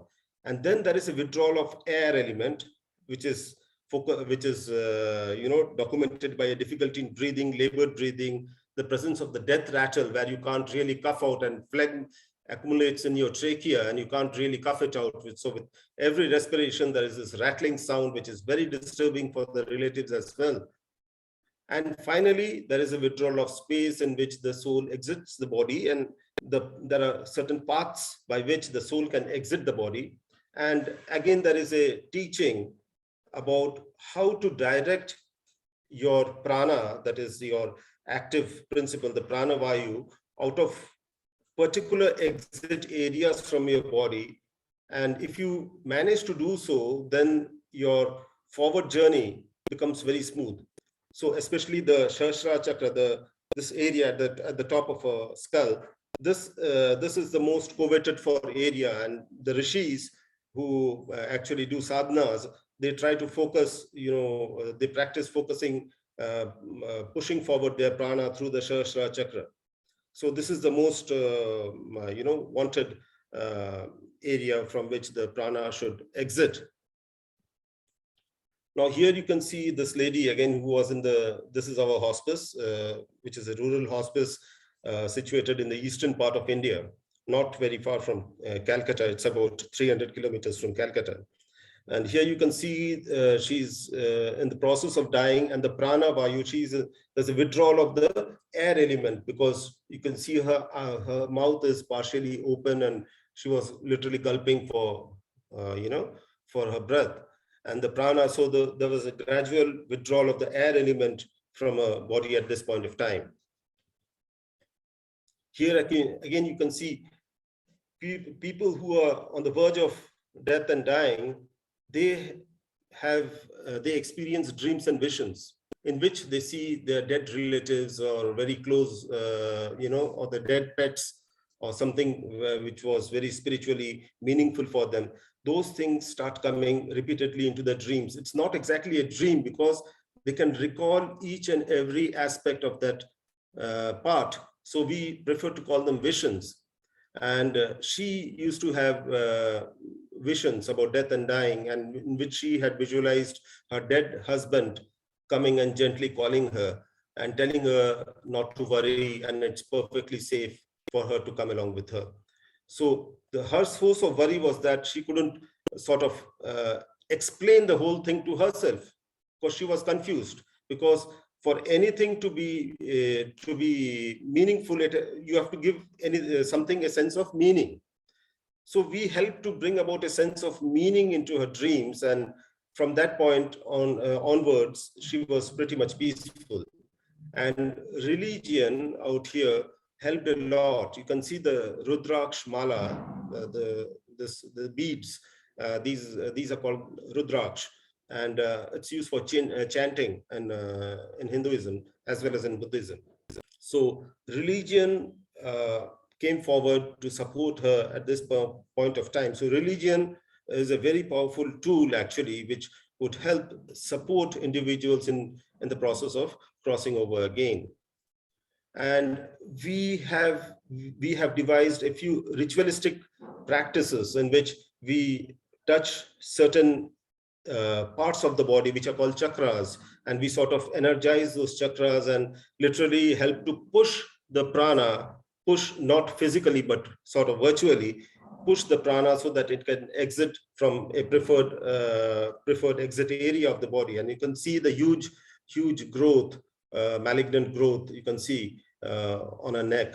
And after the ritualistic practice which we did for her, she was so grateful. She was so grateful, and she was very much in peace. So as a part of the ritualistic tendencies, there are so many different types of ritualistic practices, and often the fire is used as a mediator so that it can carry the messages onward.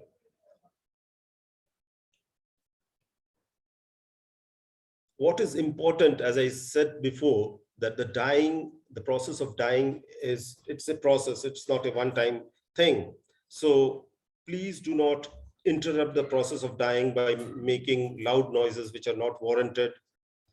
And it's best, if possible, to lie on the right side, like the Buddha, the sleeping. If you have seen the statue of the reclining Buddha, so that is, and Buddha did it with a purpose, so that his prana would exit from his Sahasrara chakra. So everything has a meaning and purpose behind it. And this is the whole process. And I won't go into the details. This again is dying in a village. And you can see one of our nurses actually tending to or rather lending physical support to the dying.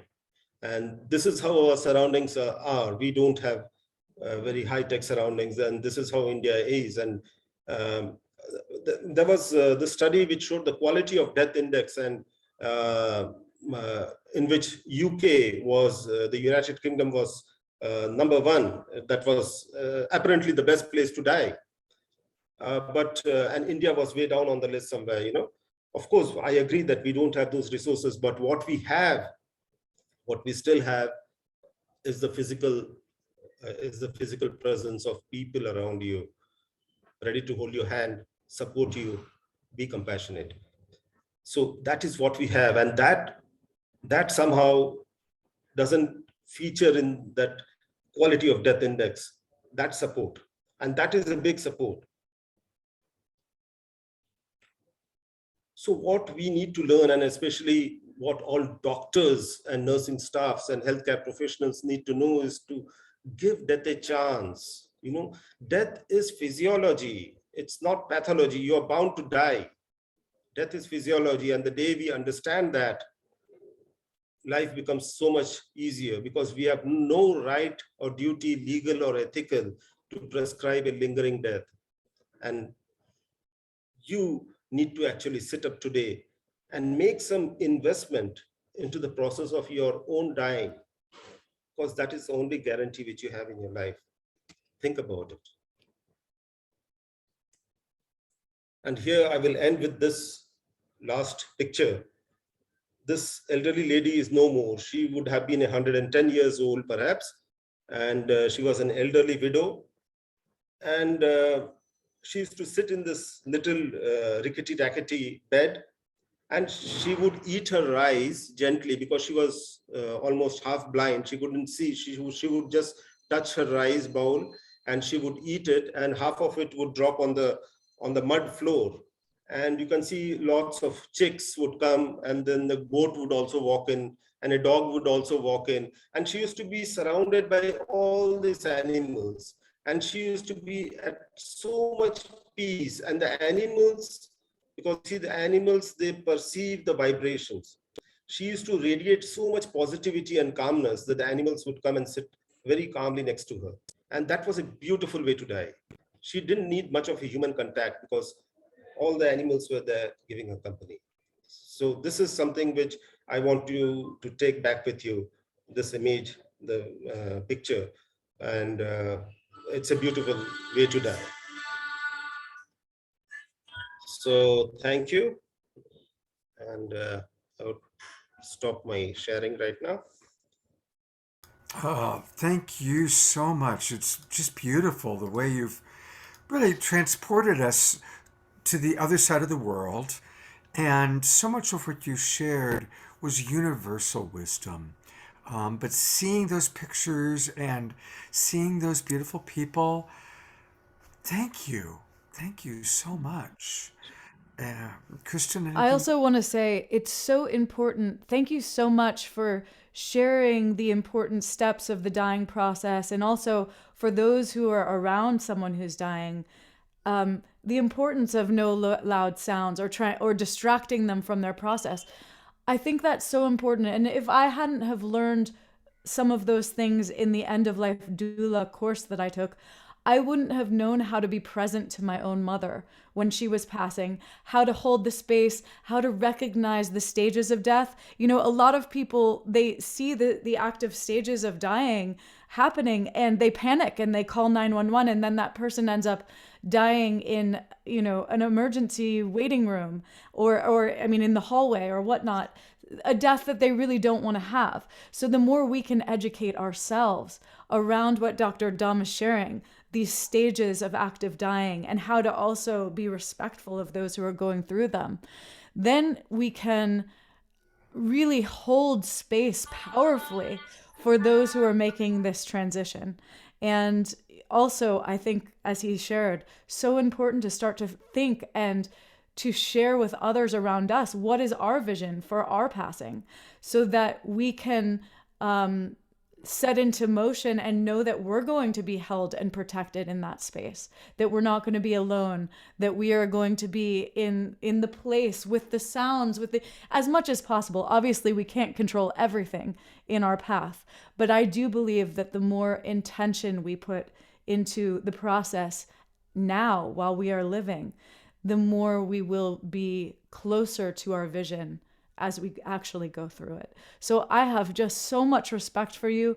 Thank you so much for sharing and being present to death in the way that you are. And I was struck by all of the beautiful colors as well. And that people were sharing and going through the process outside as well as inside. So beautiful to see this. We so often think of death as the color black, especially in Western culture. And this brought this new life and resonance. Thank you.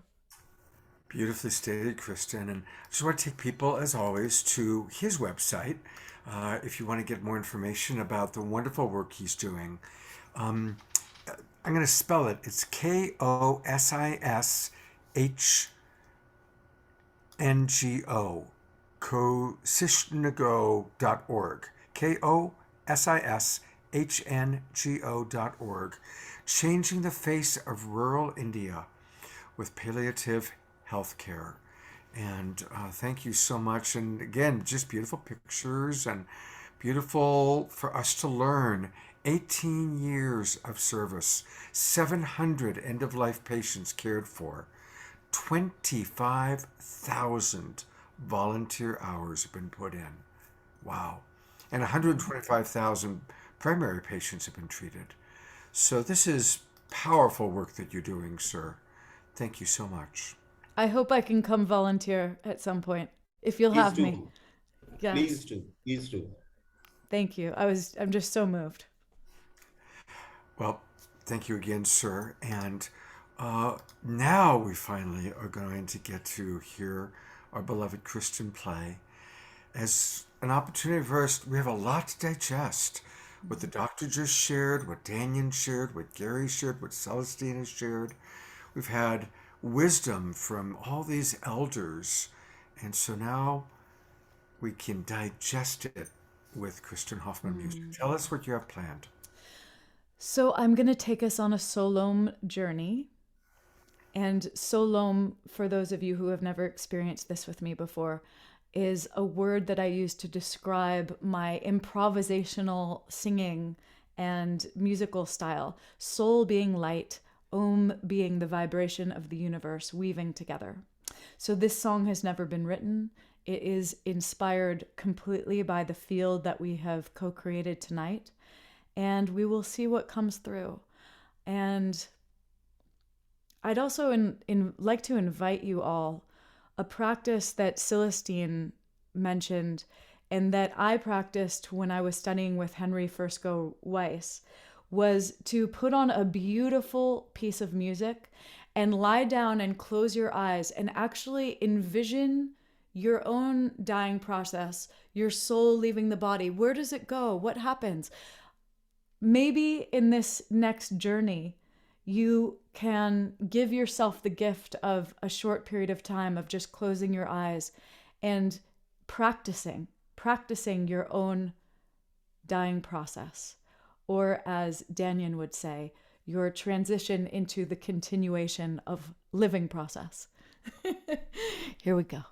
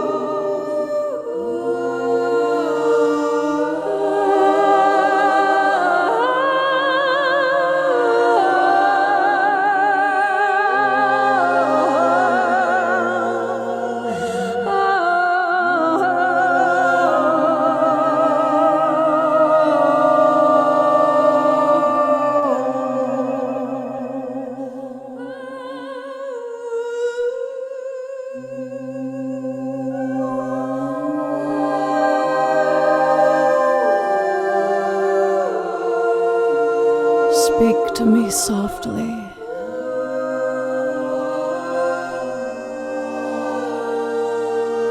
Speak to me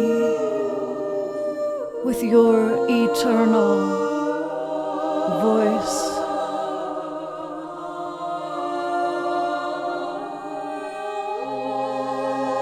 Lead me through this doorway.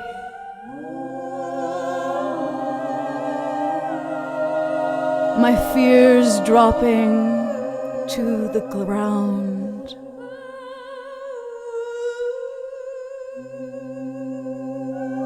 Light shimmers, stepping into a new kind of expansive grace.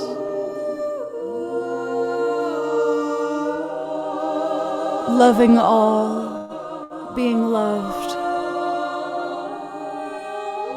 remembering that love is our core essence, our everlasting truth. And that we don't need to know exactly what it all looks like or how it will all unfold, but trust in the wisdom of our soul.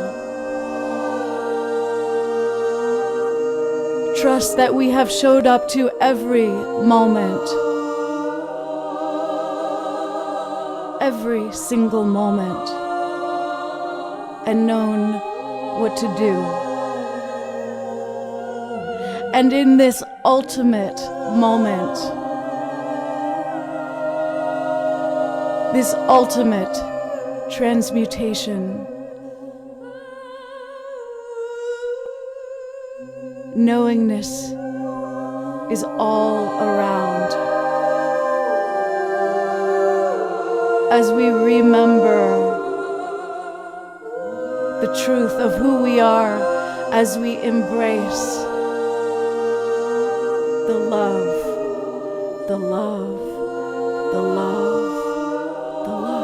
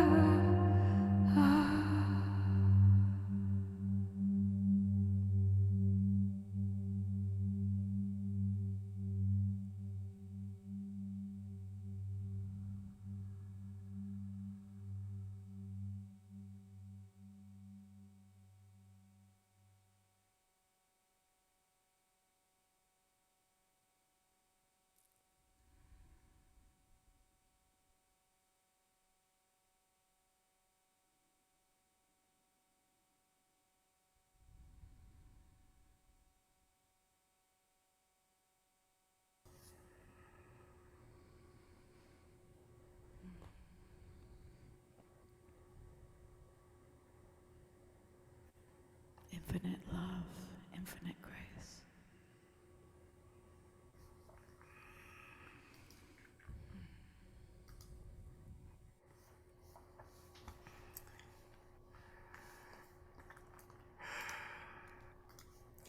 Well, we're having another one of those little deaths that Gary talked about.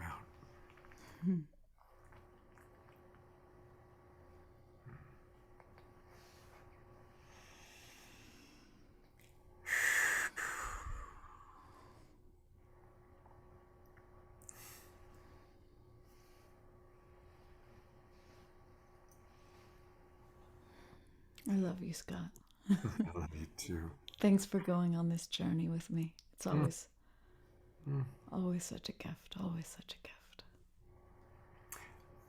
I want to invite people, whether you're on Facebook or in our Zoom room, to put into the chat box, into the comments, anything that you experienced during Kristin's spirit channeling that just took place, or through the evening.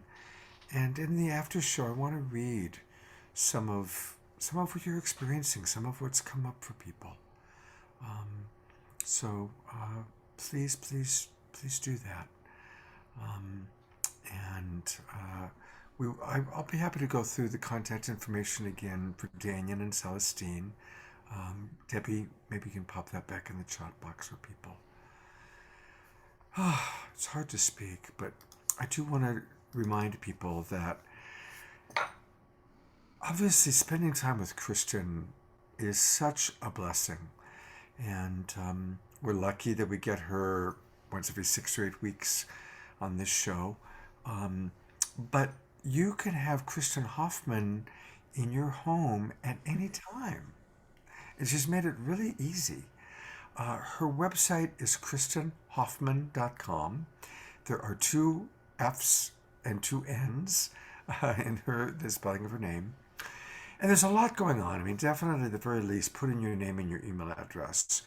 And you can buy her music, but I really want to encourage everyone to do what I did, which is go in the upper right-hand corner where it says Payment and Membership, and then become a member of her Sonic Soul family. And what's wonderful is once a month, she hosts, it's always the second Sunday afternoon, 6 o'clock East Coast time, 3 o'clock West Coast, a gathering where she plays, she does a solo, just like we heard, that's original. There's conversation, there's a couple of songs. It's beautiful.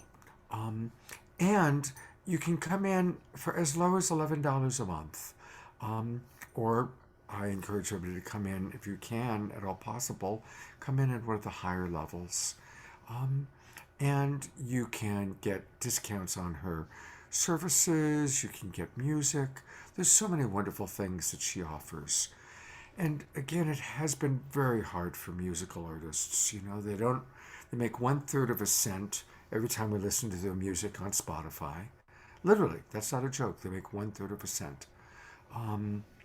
Most of them have not been able to tour because of COVID and the pandemic. People don't really buy CDs anymore. And so we need to support our beloveds.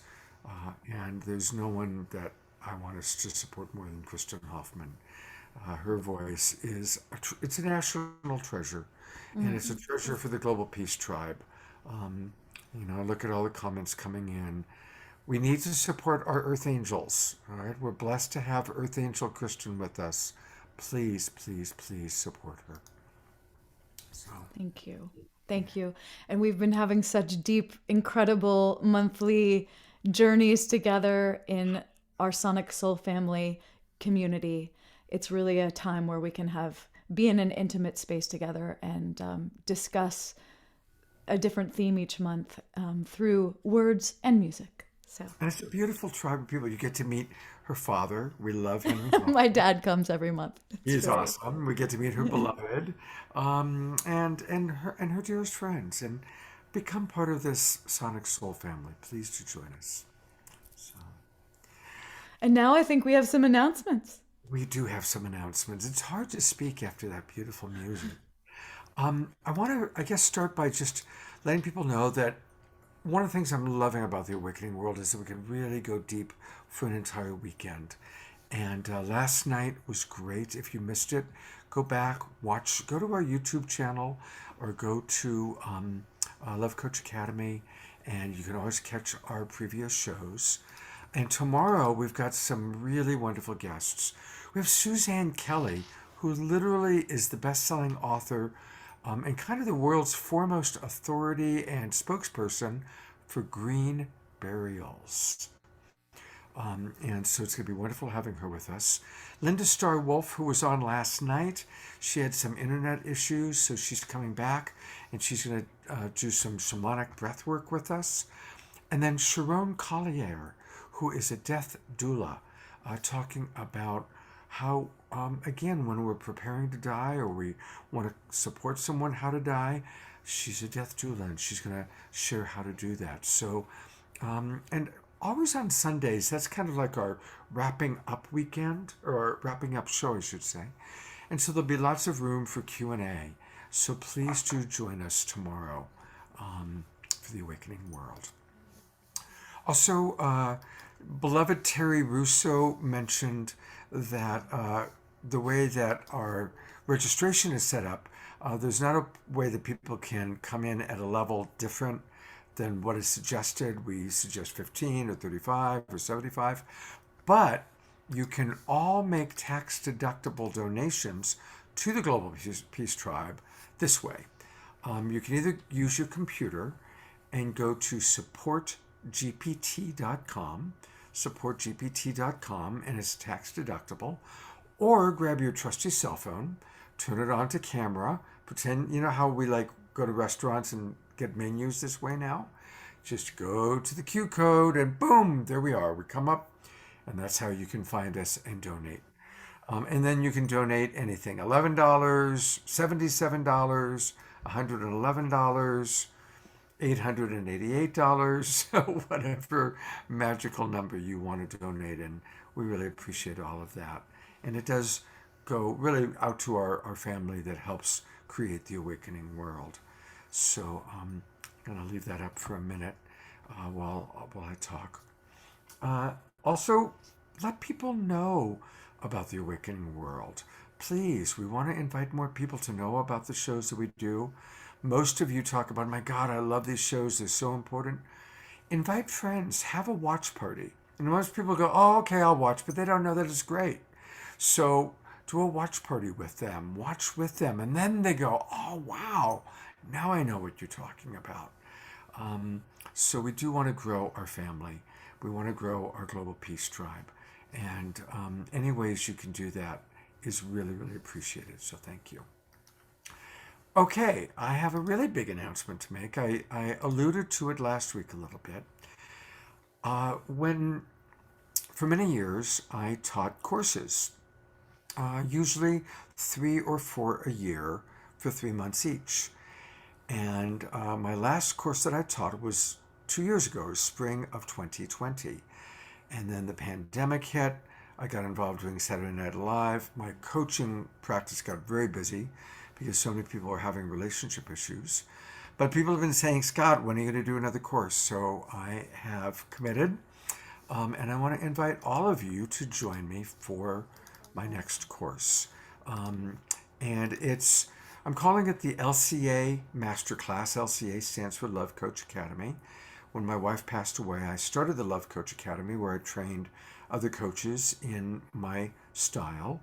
I have coached about 1,000 couples and several thousand individuals. That's what I've done for the second half of my life. And this is going to be a 12-week course where I bring all of my best tips, tools, and practices. We meet on Saturdays for 12 weeks, starting on April 16th. But you want to register now, because if you register now, I'm going to offer 2 bonus classes, one on April 2nd, one on April 9th. And you'll also get a 30% discount.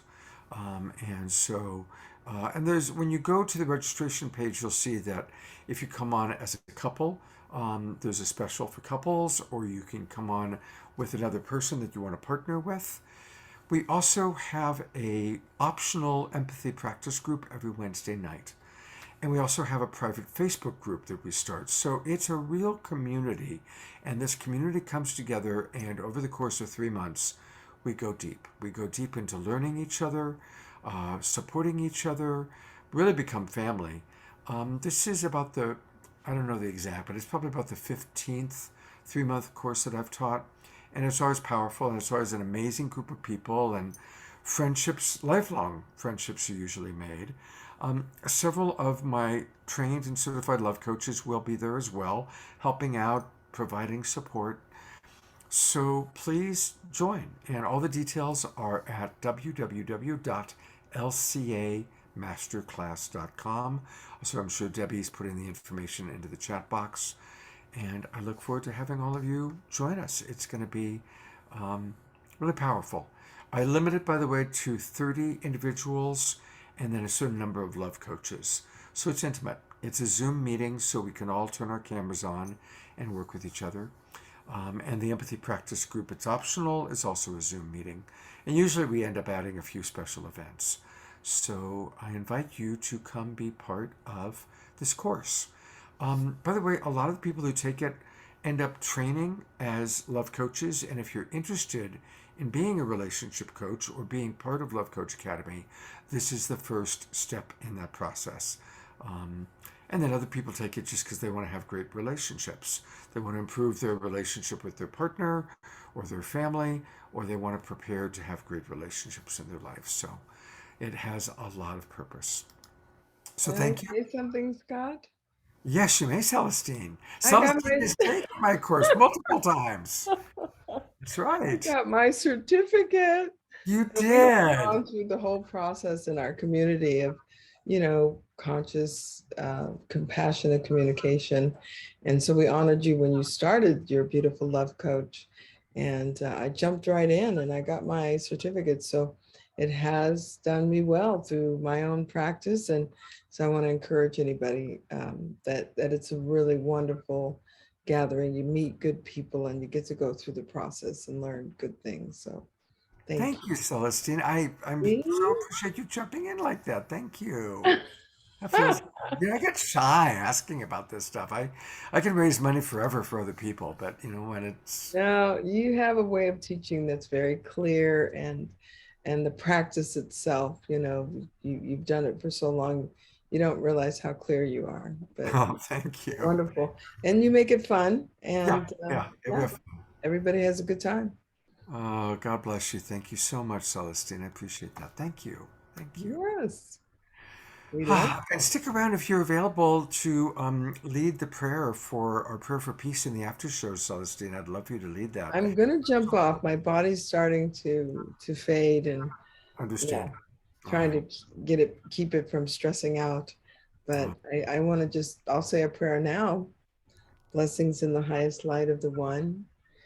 And opening ourselves, we gently ask for the awakening of our new relationship with death, and knowing that we are here for eternity. May the blessings of this teaching, this working tonight, be for all time, and may we all receive it in our beingness and radiate it out into the world in pure love, light, truth, harmony, balance, and joy. Thank you. Love you all. Thank you. That's One last announcement, and then we've got a final Kristin song. I got a text message today from Lynn Twist. You all know Lynn. She wrote The Soul of Money and part of the Pachamama Alliance, wanting to know if I would help out this organization. And this is a wonderful fellow named Dr. Fred, who's putting together with a number of other people like Lynn Twist 3 events to raise money and raise consciousness around what's happening in our world, with a lot of focus on what's happening in Europe with the war. So just want to have people put in their calendars, even though it actually conflicts with my course, to be honest. But Saturdays, April 9th, April 23rd, and May 7th. There's going to be all 3 of those Saturdays, 9 hours of music and speakers and presenters, we the people. So I told him I can't teach in the morning, but I am going to lead 1 hour each afternoon where I'll invite some of my friends. Maybe even Kristin can join us. So soon I'll be inviting my friends from the Awakening World. So just wanted to let everybody know about that. And so many wonderful things coming together. Kristin knows about that because she's very involved with the Evolutionary Leaders Network and World Unity Week and all the people and organizations coming together to make this world a happier, healthier, safer place. Yes, that's what it's all about, right? All of us working together and weaving. It's no longer just keeping to ourselves, right? But what we're working on can nicely weave with our neighbors, and we can become kind of a living flower of life in our energies. Absolutely. Oh, I can't wait for your course. That looks beautiful. Yeah. I'd love to take it. Oh, good. Well, we'll definitely... We'll talk about that. Get something special for sure. And thank you for letting me... Jasmine Bear has been very needy since her big brother passed away. It's been really interesting, just talking about death, how she was there when he passed, and her whole reality has changed. She really is like with me almost all the time. And before, like during the sessions or my classes, or she'd be, nearby and then running around and playing. Now she's like wanting to be with me most of the time. It's interesting. Oh, she's so beautiful. Okay, what are we going to conclude with? We're going to play one last song. We're kind of on the old time of Saturday Night Alive, right? Through the 3 hour, the 9 to midnight time. Yeah. And this song's going to take us right to the midnight mark, about 5 minutes. This is a piece called Ghosts. And I think of it as those moments where the veils become very thin and you may feel a loved one who has passed brush by, or you may just feel this rush of another part of your own life earlier on come back to visit you, the ghosts of our own lives past. So when we're blessed with these sacred moments, just to take a moment and notice and listen. What are the messages that they're sharing with us? Here we go.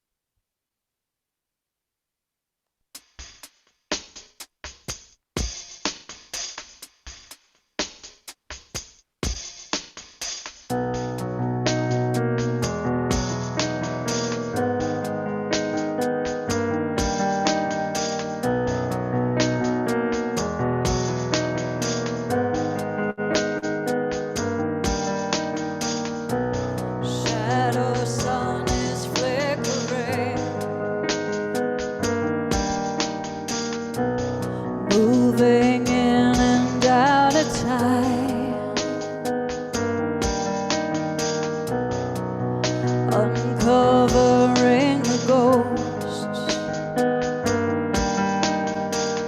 I can almost touch them with my eyes.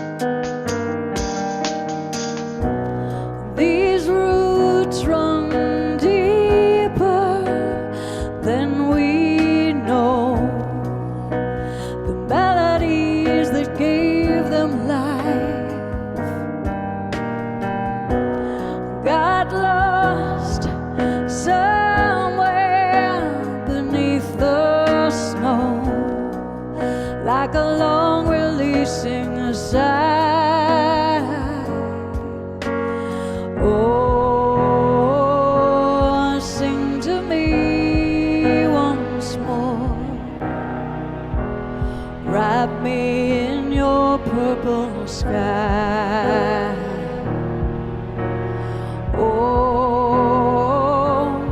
Like a quiet thunderstorm, wakes you softly in the night. A distant lullaby.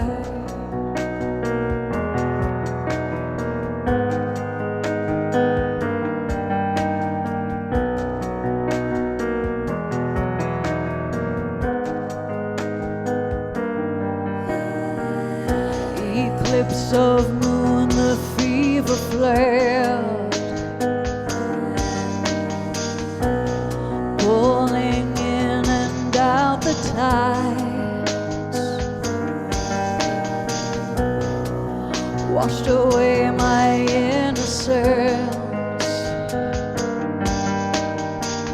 but the white flame burned right through the night.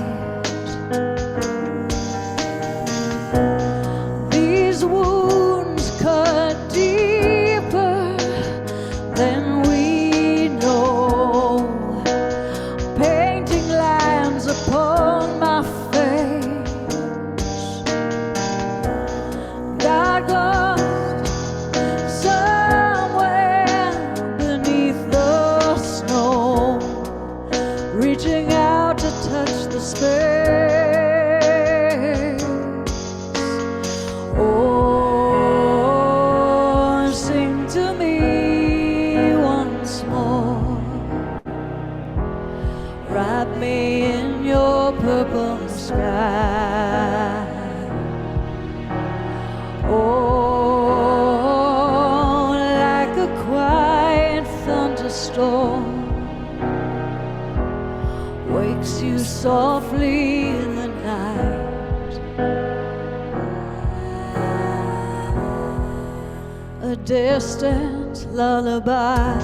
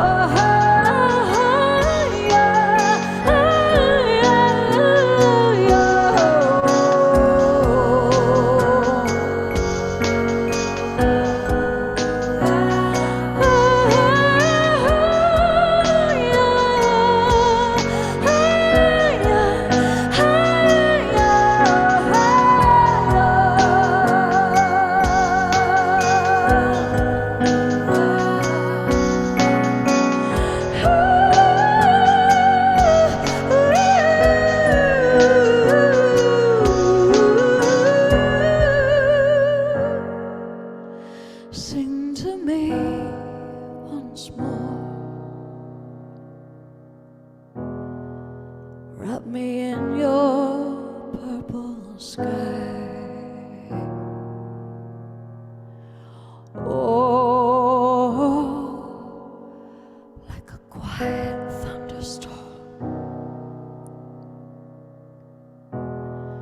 wakes you softly in the night.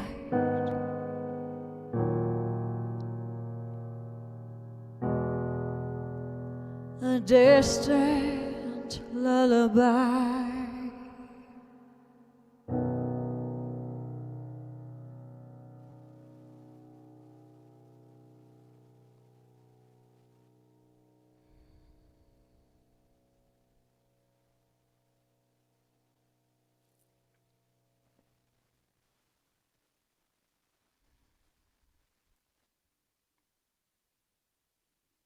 Infinite gratitude.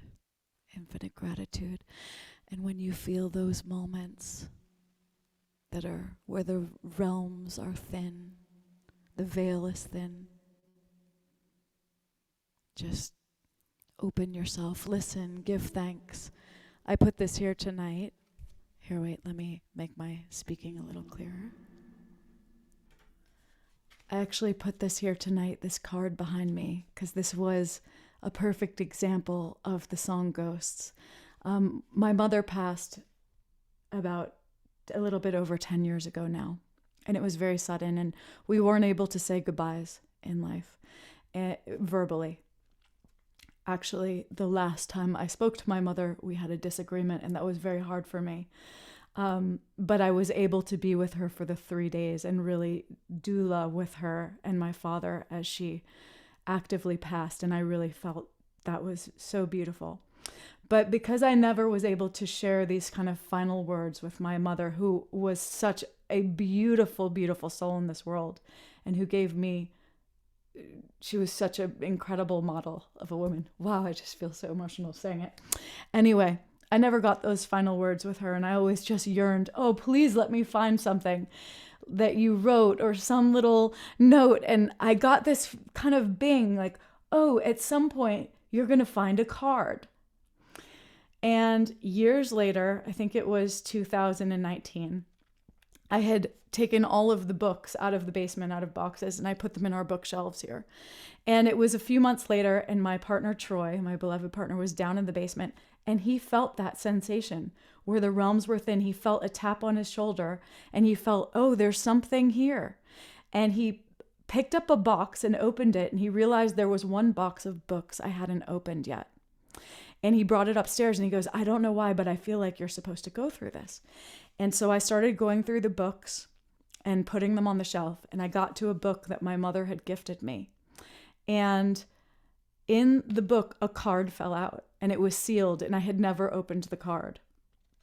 And in the card was this incredible, whole heartfelt letter from my mother, and it said, celebrate today. And I had just started a new journal, and in the journal, I made my new kind of symbol for life. In the first page was an oak tree. And on the front of this card is an oak leaf. And inside the card, she wrote an amazing, amazing letter. And I put her picture in here just so you can see her. And she put this. And I feel like, wow, isn't this incredible to get from after someone's passed? I don't know if this is backwards on your screen, but it's the 4 agreements. We can read it. Yeah. It's fun. So the 4 agreements. And I thought, wow, at this point in my life in 2019, her spirit has somehow asked me to key back into the 4 agreements. And also I got this incredible letter, which was really written to me as a woman growing up in life. And it was just that perfect letter that you would want to receive. So just know that, as Dannion and everyone has shared tonight, it's a mystery. We don't know exactly what happens, but I think we've seen so many signs tonight that there is more. There's so much more. And we can start to embrace and open ourselves to the more. And I think we'll be surprised. And I think we will have an even more beautiful relationship with those around us while we're alive. And we will certainly prepare ourselves for a death that is filled with awareness and more consciousness. And I can't imagine a more beautiful gift to give to ourselves than that. We're going to go to gallery view, just where we could all twinkle, Kristin. Gary Malkin is even back.